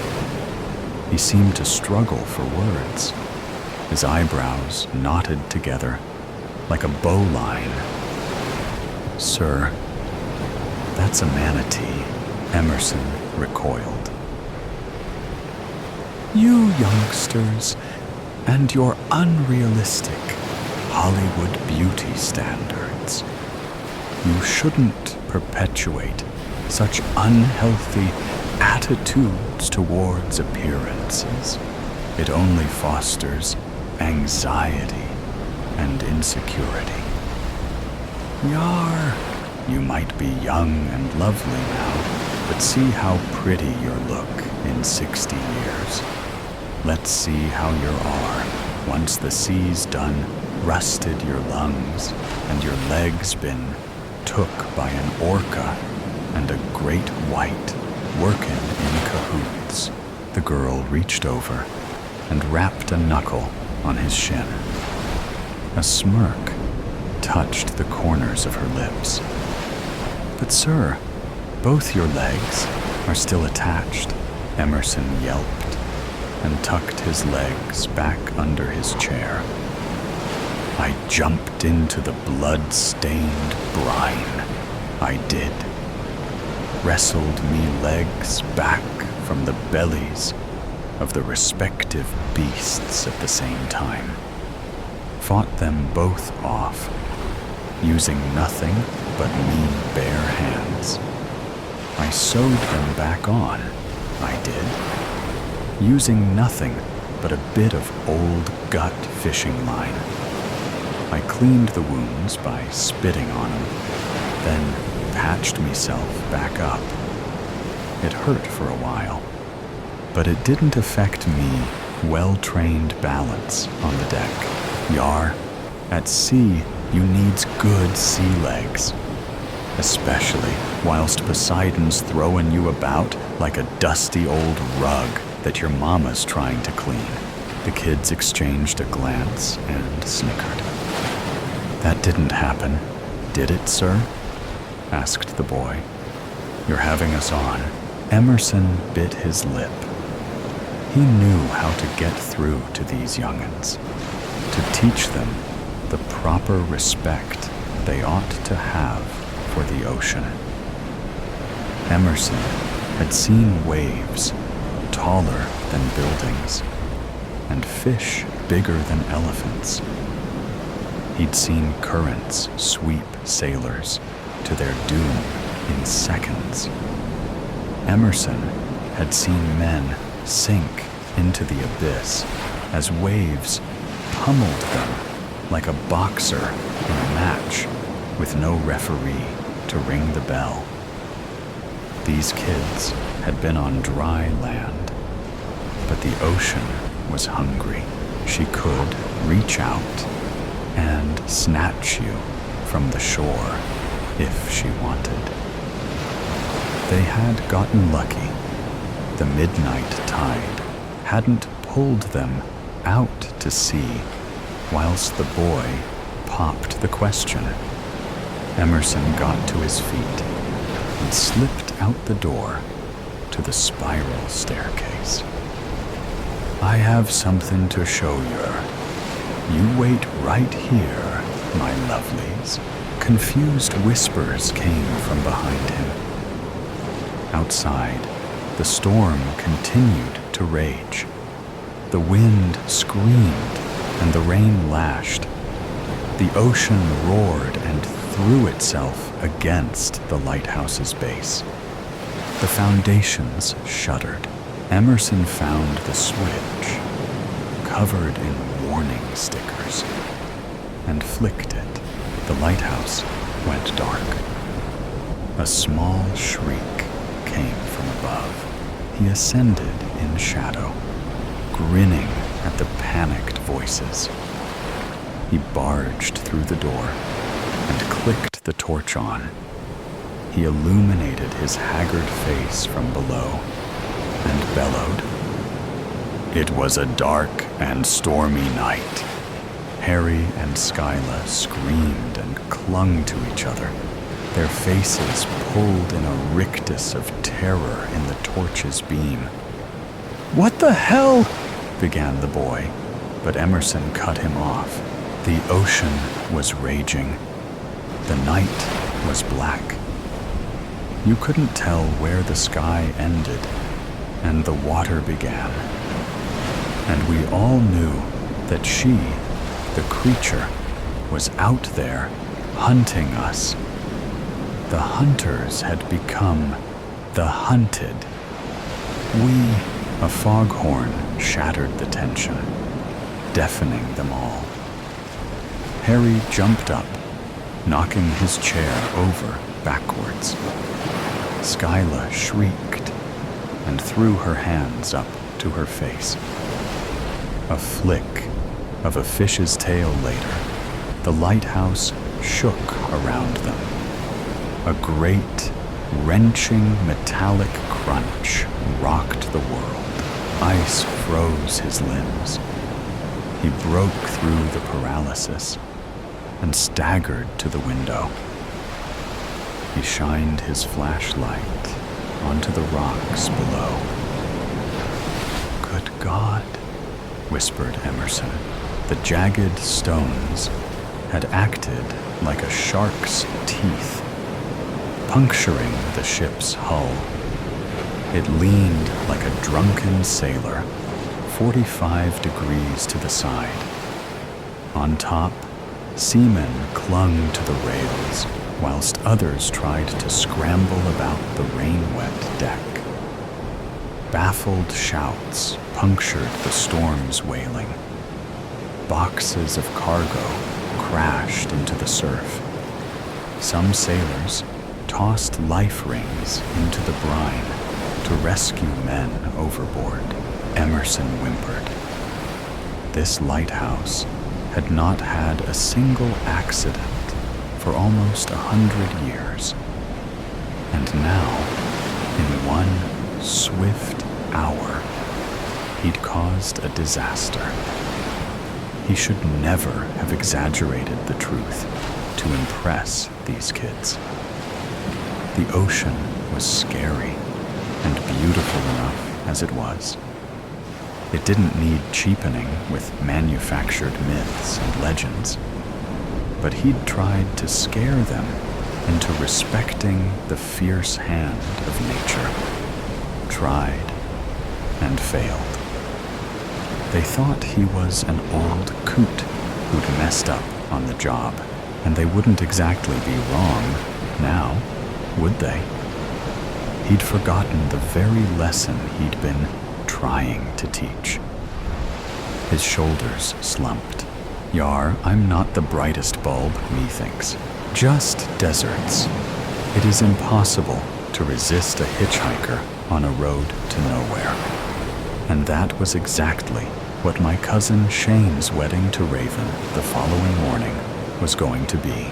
It was strange that we all gathered to wish them well, when none of us would be there in 2 years, when the ineluctable breach of the sacrament was ratified by the divorce judge.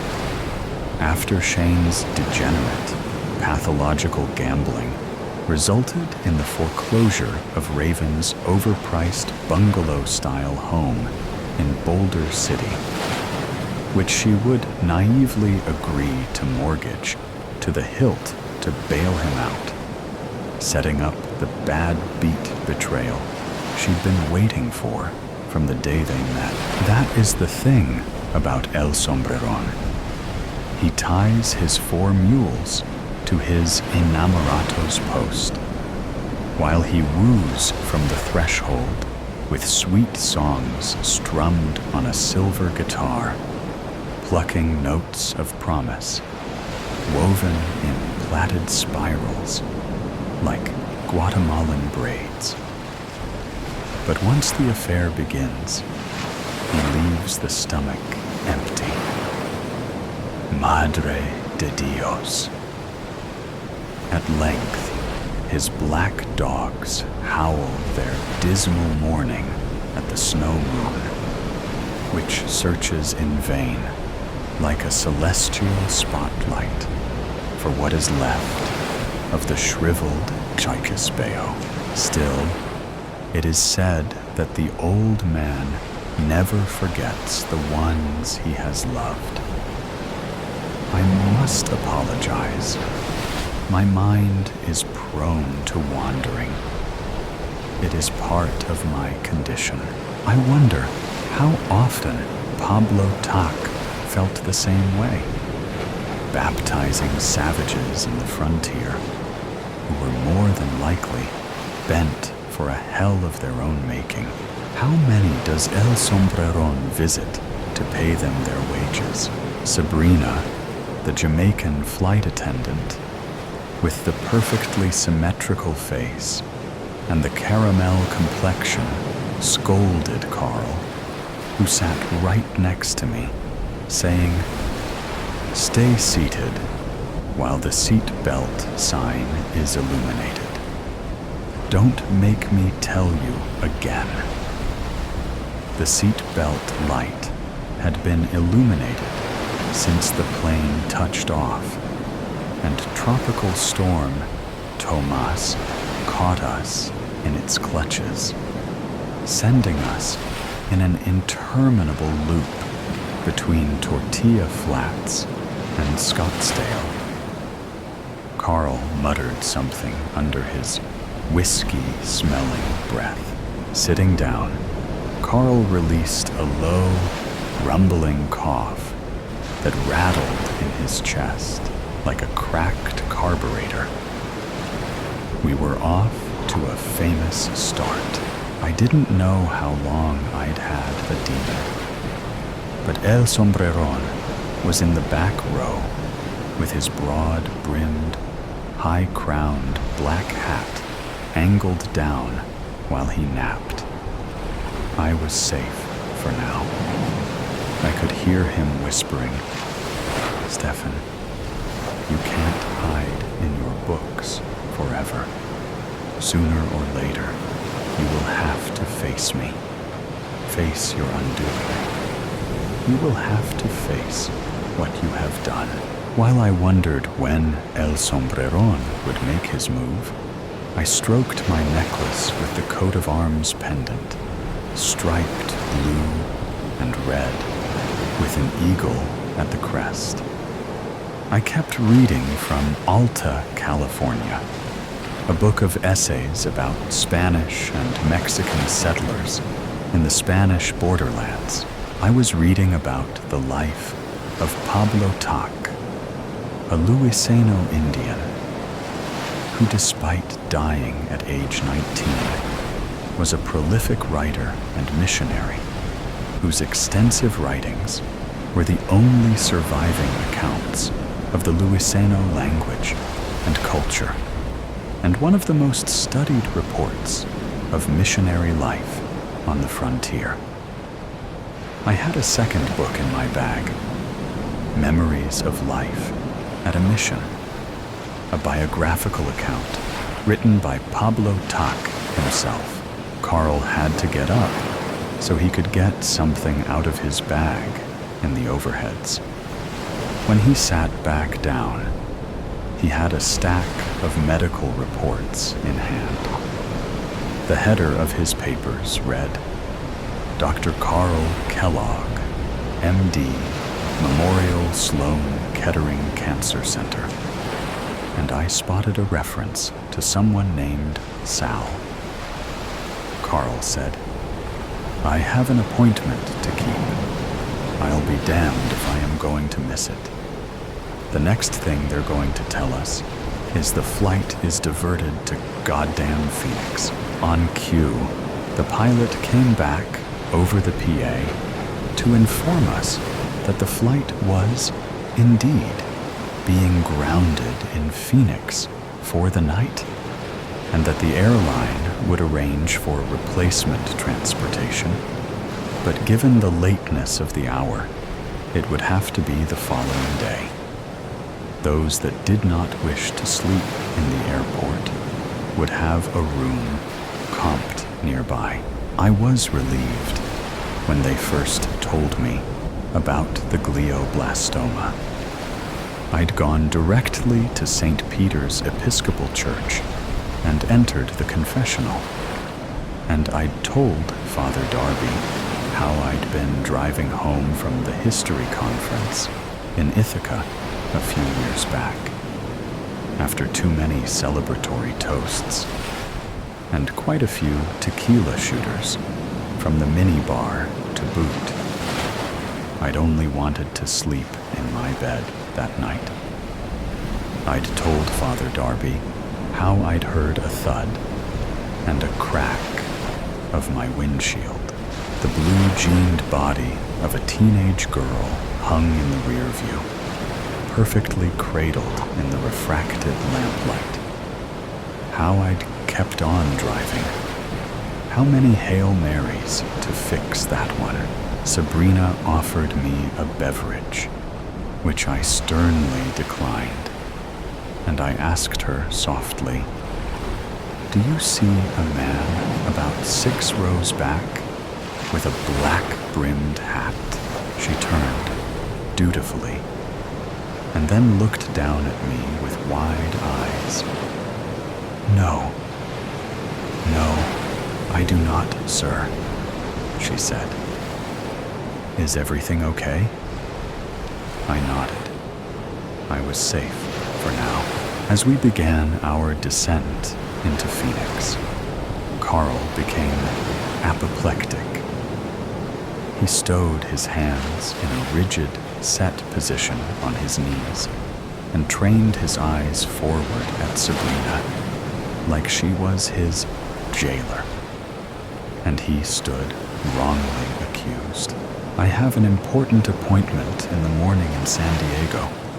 I can't be late. I just can't." Carl said all of this more to himself than anything. Sabrina paid no attention.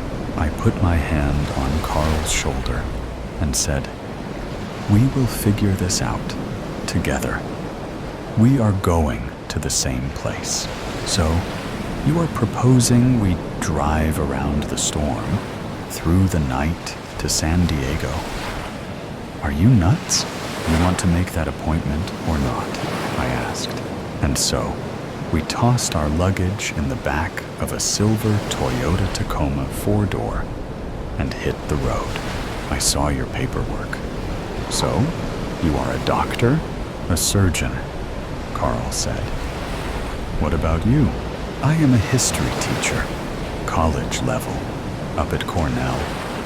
My research relates to sojourners and missionaries, all manner of settlers and vagabonds, anyone uprooted from their home and stranded in a foreign land. Aren't they fascinating, I suppose? That book you were reading, it was about one of those? Pablo Tack." "Who?" "A young missionary boy who grew up in the Mission San Luis Rey." "And what makes him so special?" "Pablo Tack? Well, for one, he had a motto. Siempre adelante y nunca para atrás. It was more than a saying. It became his epitaph. He died young. I don't know it for a certainty, but I imagine Pablo Tack didn't live long enough to make a mistake he'd regret for the rest of his life. Sounds foolish, He's lucky he made it that long, out on the frontier. Carl's mind seemed trained to detect pathology in everything. You know, Pablo made it to Rome to study for the priesthood, then returned to the frontier. He left behind quite a body of work, made a record of nearly his whole life, day by day. Imagine covering that much ground by age 19. And how did he die, if I might ask? Smallpox.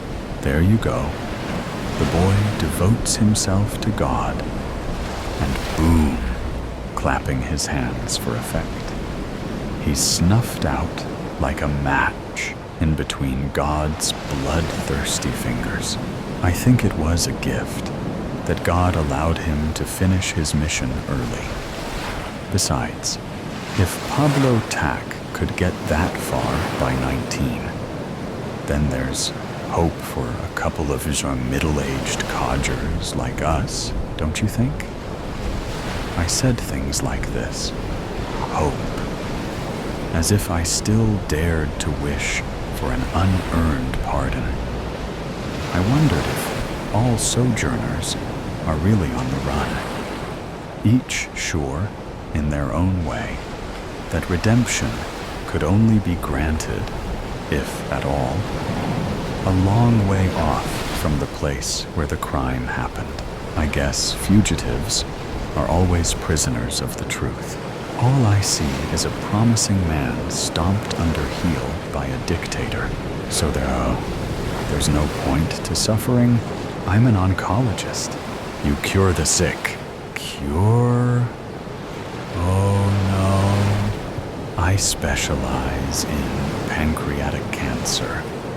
The 5-year survival rate is 12%. My nickname among my colleagues is the Grim Reaper. So, no, I wouldn't exactly say that I cure the sick. More like I chaperone them to death's doorstep. I'm a butcher with dull blades, just an order taker at a meat counter. My patients' diagnoses are like those number dispenser tags in a supermarket. You know those red machines with the Garvey pull-off tags? I call their numbers and deliver the meat to the morgue. Remind me to never call you for a consult, I said. And we both laughed. What is that pendant you were playing with on the plane? Oh, this. It is the DeSantis family crest. A gift from my father. I was raised out by the Mission San Luis Rey by my foster family. I consider myself a DeSantis, but my birth name is Stefan Daskalov. That is a foreign-sounding name, if I ever heard one. Where are you from, originally? I was born in Bulgaria, in the year of the Jubilee. And what was that like, growing up in Eastern Europe? I wouldn't know. My mother and I left when I was 8. Was there something going on there you had to get away from? You could say that. We were Turks, which is not such a good thing if you were living in Bulgaria. There was a national campaign to rename all Turks and erase our ethnicity. My father was an enthusiast for the resistance, and the communist jackboots came and pulled him from our home and took him to a labor camp on the island of Belen on the Danube. He died there that same year, but we never even learned how. And what happened to your mother? After that, my mother and I emigrated to Turkey to escape persecution. She put me on a boat headed to California, promising she'd follow after. She couldn't ever save up enough for her ticket, and I never saw her again. Some years ago, I traveled back to Turkey and found the town where she was buried. It is strange It seems like another world, one that I barely knew. That reminded me that I had another thing to say Hail Marys for. Jesus, that is one hell of a way to start out in life. You know, there was nothing written on her tombstone. Out behind the old house, a real road to nowhere. Traveling west along I-8, we drank tall coffees and looked out on the vast desert, like two teens taking a road trip, rather than two terminally ill hypocrites.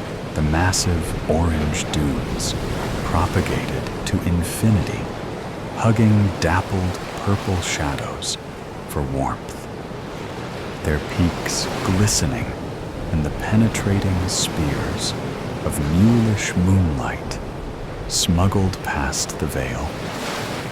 Great towering thunderheads bellowed and filled the sky like totipotent corpuscles injected with black-gray swirls of ink and mercury. Stefan took a wrong turn before Yuma. We finally stopped at a rickety bridge, the McFall Bridge.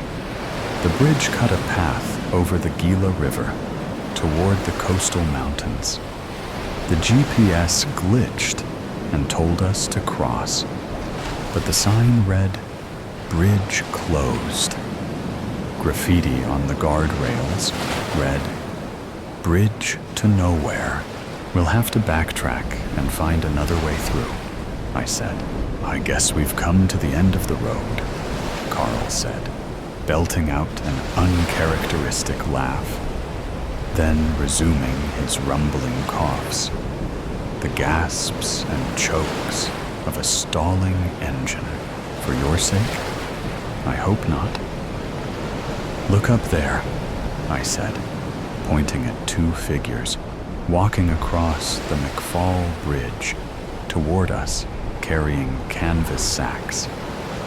They emerged from the hazy expanse, blown in with the petrichor which flavored the charged and static air.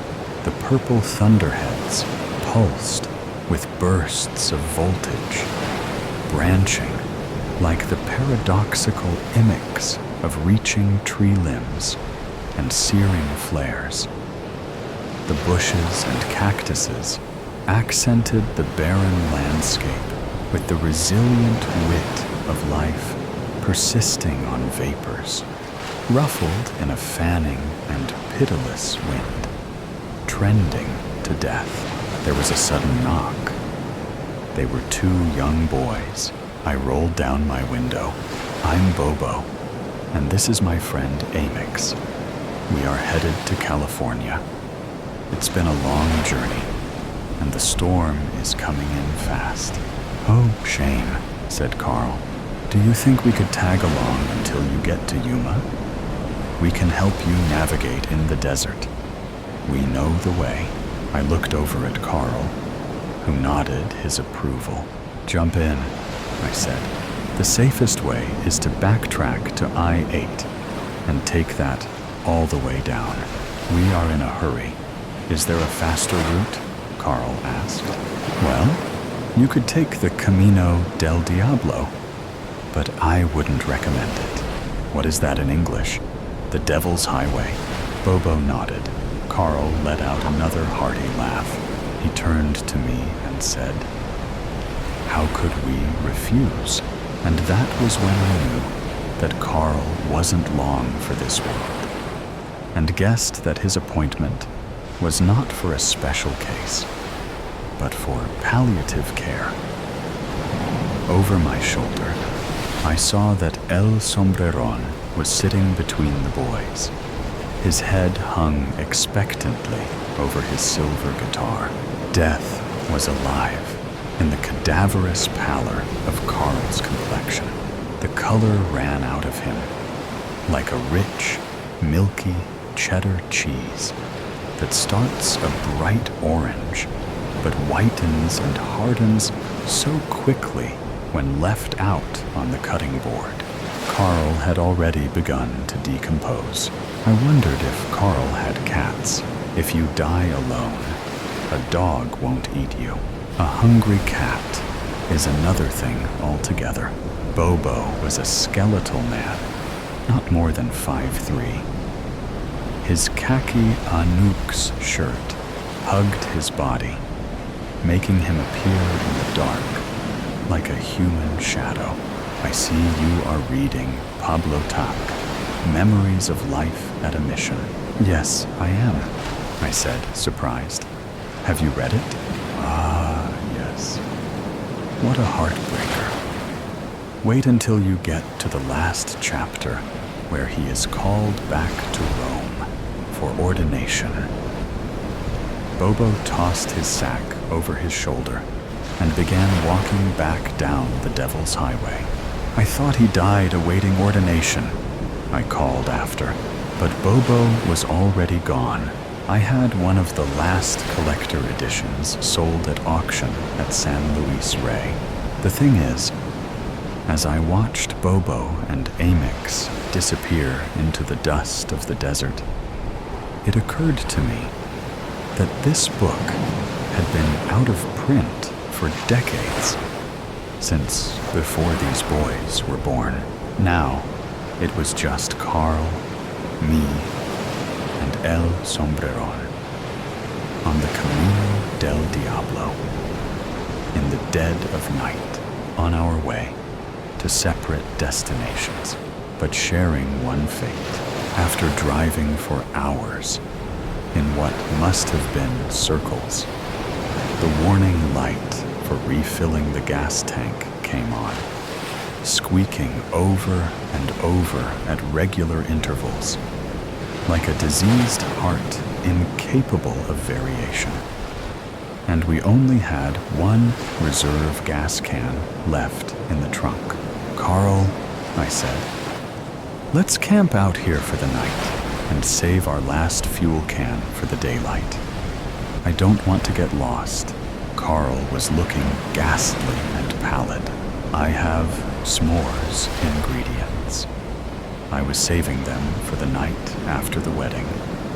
But I say we build a proper fire and enjoy them tonight.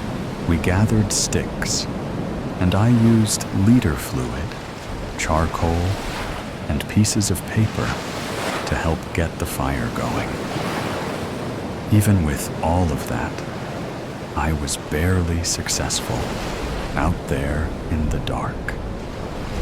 How did men build fires like these for thousands of years in the hard-hearted blackness? I pulled the sleeping bags out of the trunk, grabbed little baggies with graham crackers, marshmallows, and chocolate squares. Carl livened up, and the two of us chatted late into the night before falling asleep in our sleeping bags. At the edge of the fire, fingers sticky and bellies full. The night grew cold. Before the first rays of efflorescent dawn emerged from the undercroft of Gehenna, I arose, a diaphanous shroud. Carl rose with me. We both looked at the smoldering fire, the fulgent, crackling embers, the hoary, thinning smoke. Two bodies in sleeping bags, cold and stiff in the first light, looking at one another. Then, at the horizon, I noticed that the cool desert morning felt warm and radiant on my skin. It shimmered as it touched my arms, like the glint of light off a lizard's scales. Are we almost to the mission? I asked Carl. Carl barely had time to shrug his shoulders before we were interrupted.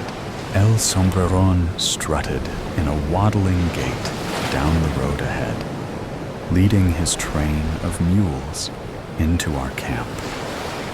His spurs jingled, and each rock gave its distinct harmony to the singing rowels. The mules whuffled and snorted the bass line, and El Sombreron whistled while chewing on a stick of straw plucked from the breaching rays of the new sun. The brim of his broad-rimmed black sombrero forever hid his visage. And he came to a stop just before us. "Do you see him?" I asked. Carl nodded. But when his strength failed him at length, El Sombreron said, and I instinctively continued. He met a pilgrim shadow. With that, El Sombreron gave a little bow and continued. Over his heart, a shadow fell. "But which way is the mission?" I asked. "Ride, boldly ride," the shade replied. "To where?" "Over the mountains of the moon, down the valley of the shadow." "An emerald deal. This is unbelievable," Francis exclaimed as he held my self-portrait in his hands. "It looks just like you." Francis Frankie Cullens is my best friend, and he holds in his hands what I hoped to be the beginning of my illustrious career as an artist. I smile at him, a humble, gentle smile, as I contain the bubbling anxiety within the pit of my stomach. "Do you really think so?" I asked, in what I hoped to be a tone that indicated only mild curiosity, and not that of a child seeking validation. Frankie looked from the painting and up to me with blazed excitement in his eyes. "This is no joke, Mort. What I have in my hands here is pure, uncut talent." He lightly shook the painting in his hands as he said so, but abruptly stopped when he realized he was doing so, as if worrying he could ruin it. "As a matter of fact," Frankie continued, "I'd like to post this on your page and talk about the process of how you painted this, if you're all right with that." Honestly, I was taken aback by this offer. "What, like, you want to be my manager or something?" I sarcastically asked him this as I chuckled, but Frankie's face remained sincere.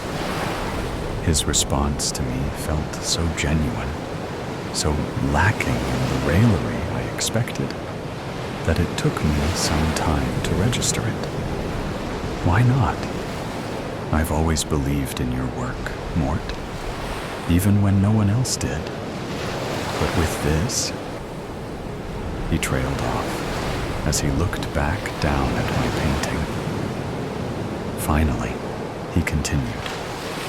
"This was seriously all freehand?" I nodded. "Yes, it really was. But, Frankie, would you really want to be my manager? I don't even know what that job would involve."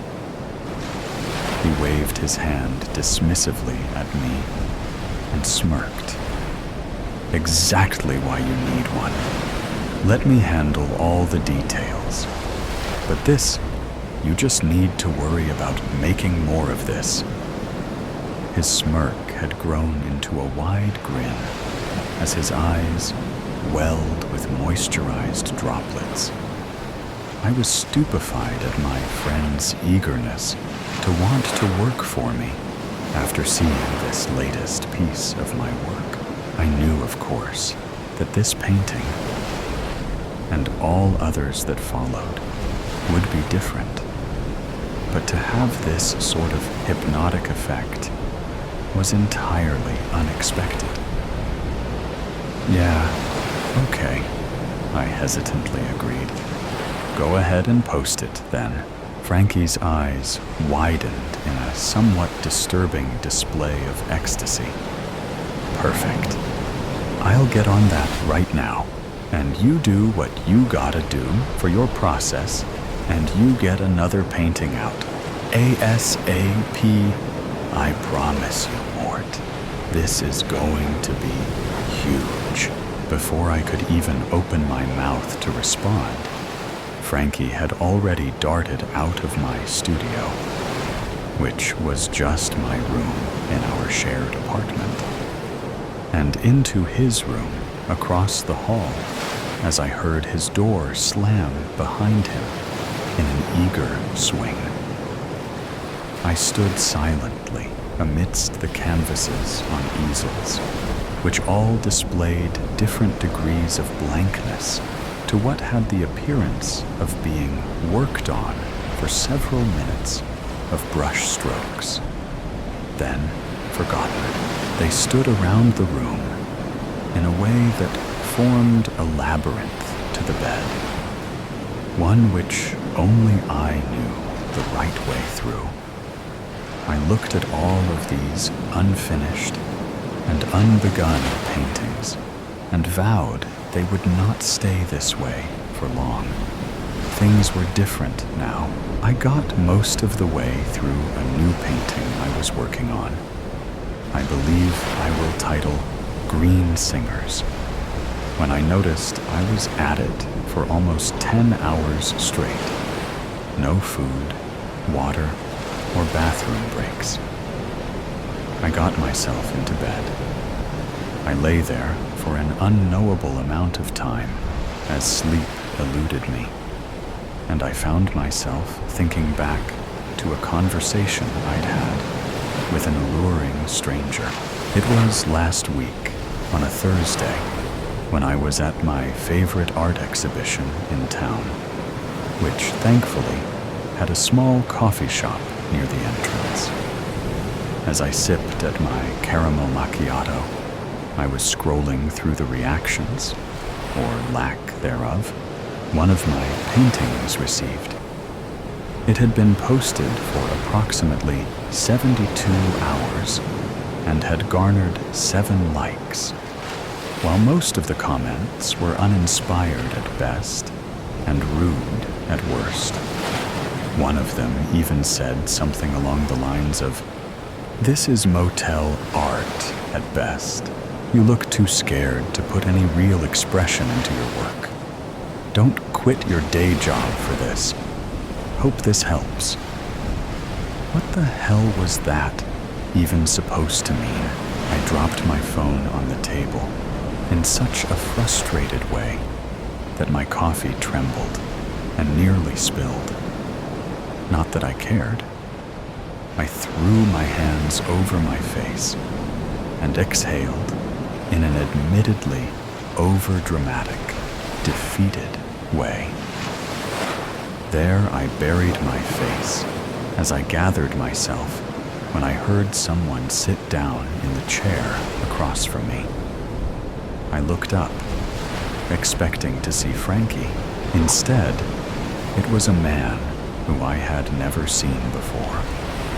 I recall little from his physical appearance, but I remember he was wearing an expensive-looking suit, and his eyes, those piercing emerald green eyes with an intense and age sheen, the likes of which I had never seen before.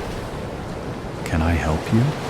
I asked, making sure the irritated tone, hinting at "please go away," was noticeable in my inflection.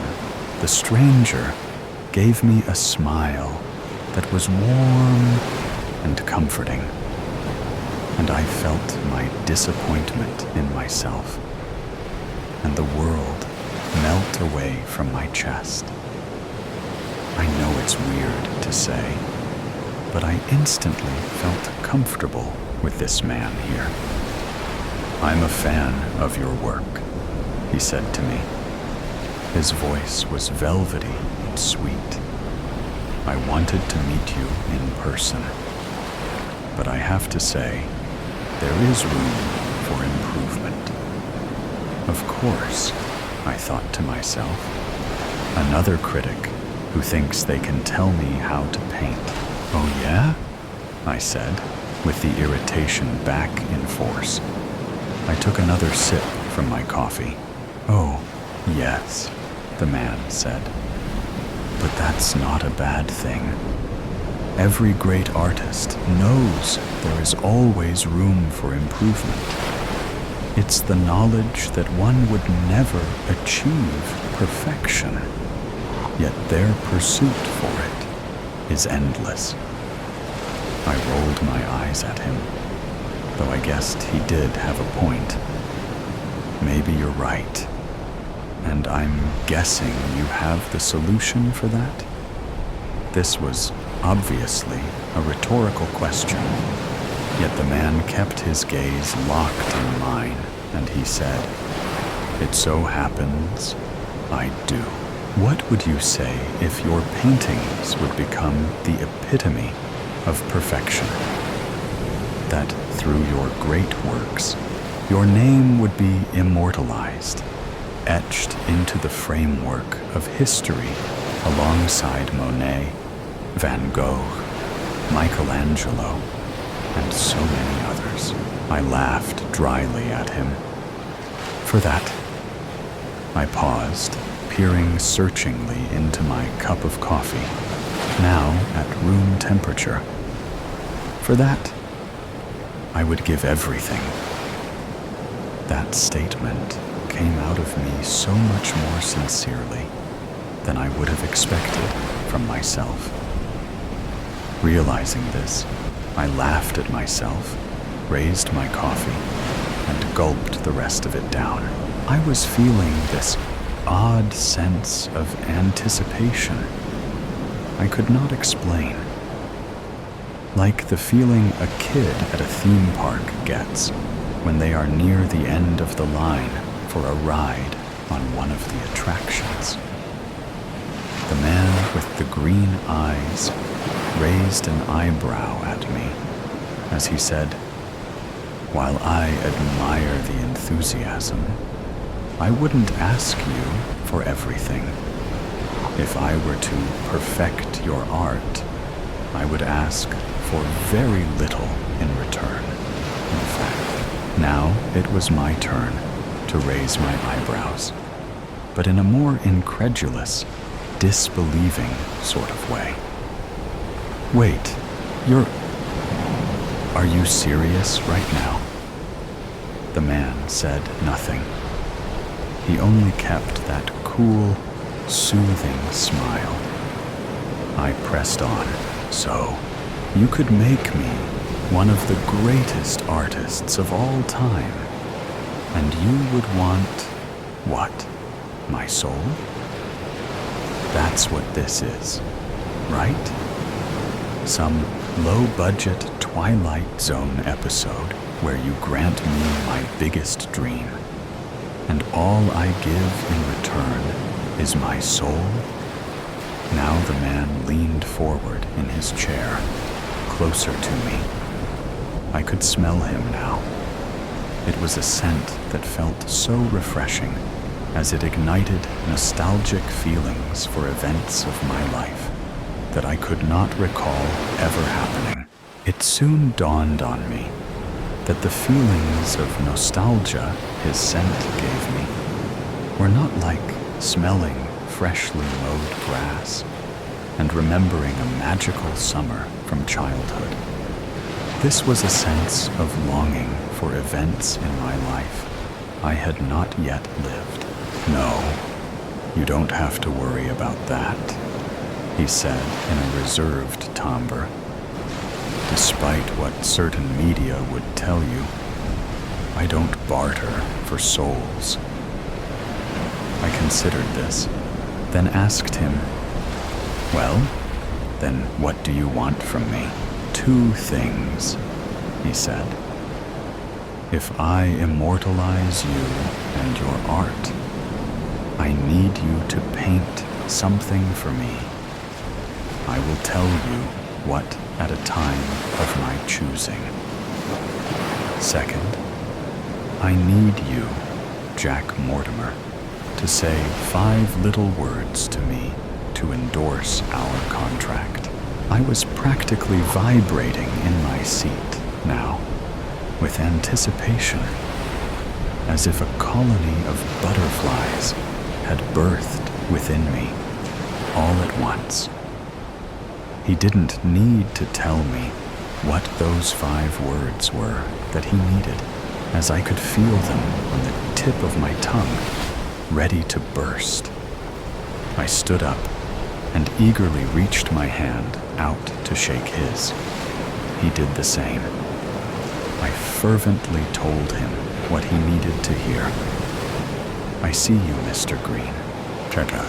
3 months had passed since I painted that self-portrait, which I allowed Frankie to keep. He keeps it proudly hung in his new office, where he works around the clock to get me new exhibits for my paintings. Green Singers had been a phenomenal success, and there had been 12 others so far after. He even got me a spot to talk on the late night show, which, to be fair, didn't seem too hard, as they had reached out to him and practically begged for me to make an appearance. But what I found most astonishing from this whole experience was that the scenes I painted seemed to come to life not long after they were finished. When I painted my hometown with a clearly visible view of the Andromeda Galaxy in the night sky, the next evening, the miraculous anomaly was reported across the states, which led astronomers stumped as to how it had suddenly become so bright to make it so visible to the naked eye. I painted snow in Southern California, and the next day there was a blanket of almost 12 inches in Los Angeles. That's what made it exceptionally convenient when, out of the millions of supporters and admirers across the globe, I discovered one truly bitter, ignorant critic. His name was Elijah Quill, better known by his Reddit username as ELQ69, a truly tasteless name to choose for one such as him. It didn't take long for me to find a picture of him, as people like him are always so self-absorbed that their photos are aplenty and public to pair with their highly opinionated views. But Eli should have thought to be more careful what he does with photos of himself on the internet. After I had memorized his face, his body type, and what style he wears, it was almost too easy to paint his liking as I saw fit. Elijah Quill, in my depiction, was seen in a dark alley somewhere, having been beaten to death. The folds inside his pocket turned out to indicate he had been robbed after the fact. I kept this painting to myself, of course, but couldn't resist the urge to Google the news in the city I found that he lived in. There he was, the egotistical bastard, making the top headline. Good for him. A few days after the oh-so-tragic passing of LQ69, Frankie came to see me. We no longer lived in that small apartment together, as I had found a nice condo in the city. I buzzed him in, and he came in with that adoring, eager grin. That suck-up smile was starting to get on my nerves. "Hey, Mort," he said cheerfully. My God, he's practically skipping towards me, I thought exasperatedly. "Listen, I got a new opening for you downtown.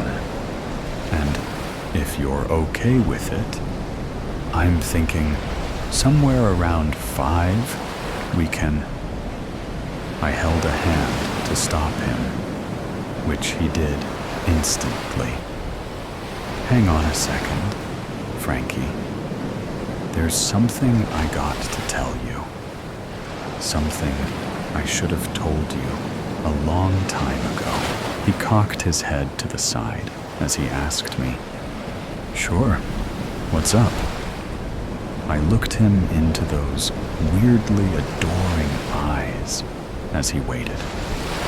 "I'm going to have to let you go, Frankie." The look Frankie gave me was as if I had just kicked a puppy across the room. "Well, what?" he stammered. I blinked and said, "You're fired, Frankie. I'm sorry, but the truth is, I don't need you anymore.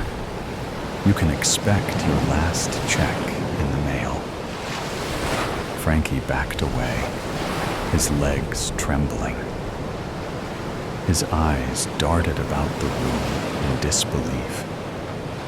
"I can't believe this. I thought we was friends, Mort." Tears had already begun to roll down his face.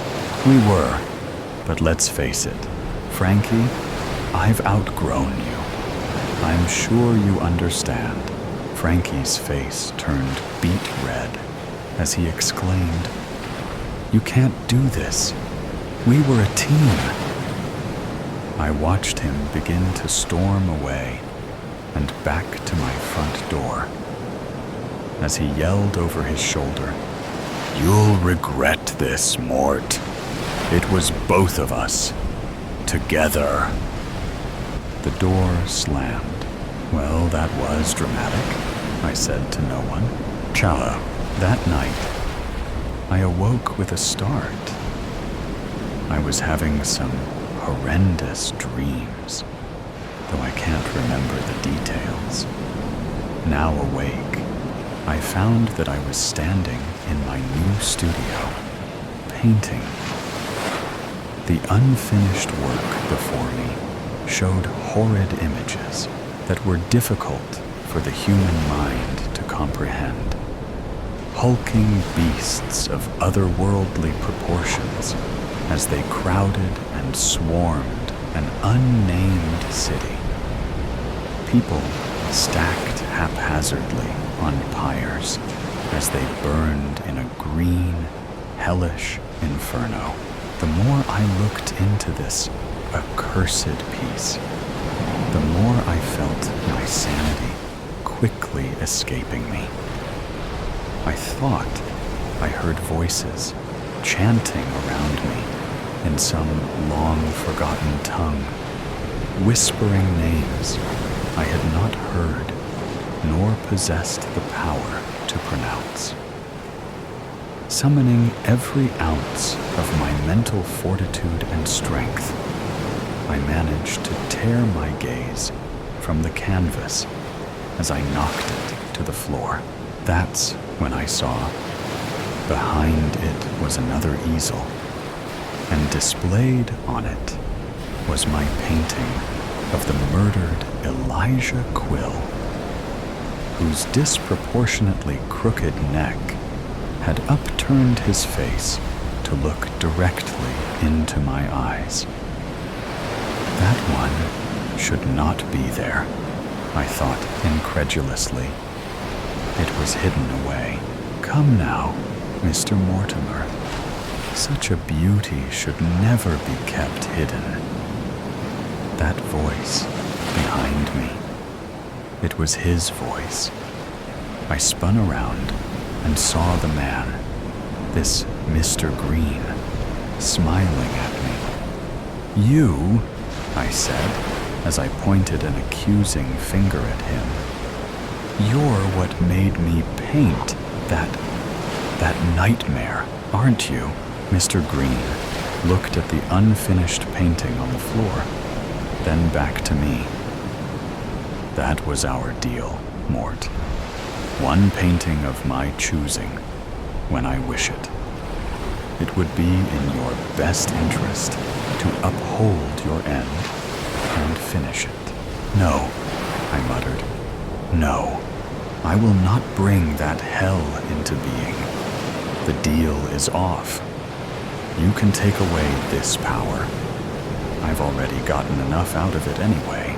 Mr. Green sighed at me, but coolly said, I would have to agree.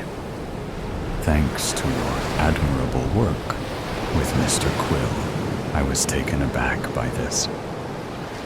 What do you mean by that? I demanded. Mr. Green's smile vanished. He sneered at me as he explained. I told you when we first met that I do not barter for souls. I don't have to, as your kind are always so eager to place it in the palm of my hand. For just the smallest taste of power and ultimate adoration, you burned yourself on the very pyre that you built. My jaw dropped open. No. But what could I say? What could I do? I go now, Mr. Green continued with a returning smile, now sinister as a dealer in a rigged game of poker, to prepare a place for you. And with those parting words, he faded from view until all that was left were two floating orbs of emerald glaring at me until they, too, were gone, alone again. In the darkness of my condo, I began to see visions, things that were not of my home, of a similar layout to the one I used to live in the apartment with Frankie. On a table, I saw a mostly empty bottle of Jack Daniels. I turned and saw on the edge of the bed was Frankie. He still lived in that tiny apartment, and here he was, drunk beyond all reason, with tears flooding his face and snot oozing from a sniffling nose. I saw in his hands he held that self-portrait, the first of my paintings after that deal. Damn you, Mort, he whimpered. He produced a pocket lighter and set the flame to the bottom corner of my self-portrait. No, Frankie, wait! I screamed at him, but he didn't appear to hear me. The flames ate up the canvas as they crept from the torso to the painted face. Damn you to hell, Mort, Frankie began to sob. The images of Frankie's room vanished, and my own dwellings had returned. This is unbelievable, I cried as the last image of Frankie disappeared.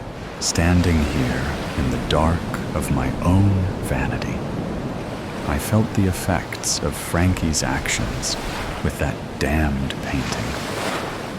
The fire started at my feet and quickly licked and raced up my legs, soon engulfing my body. I yelled, swatting at the flames, yet the inferno continued to spread all around me. And only me as I raised my hands to my face and screamed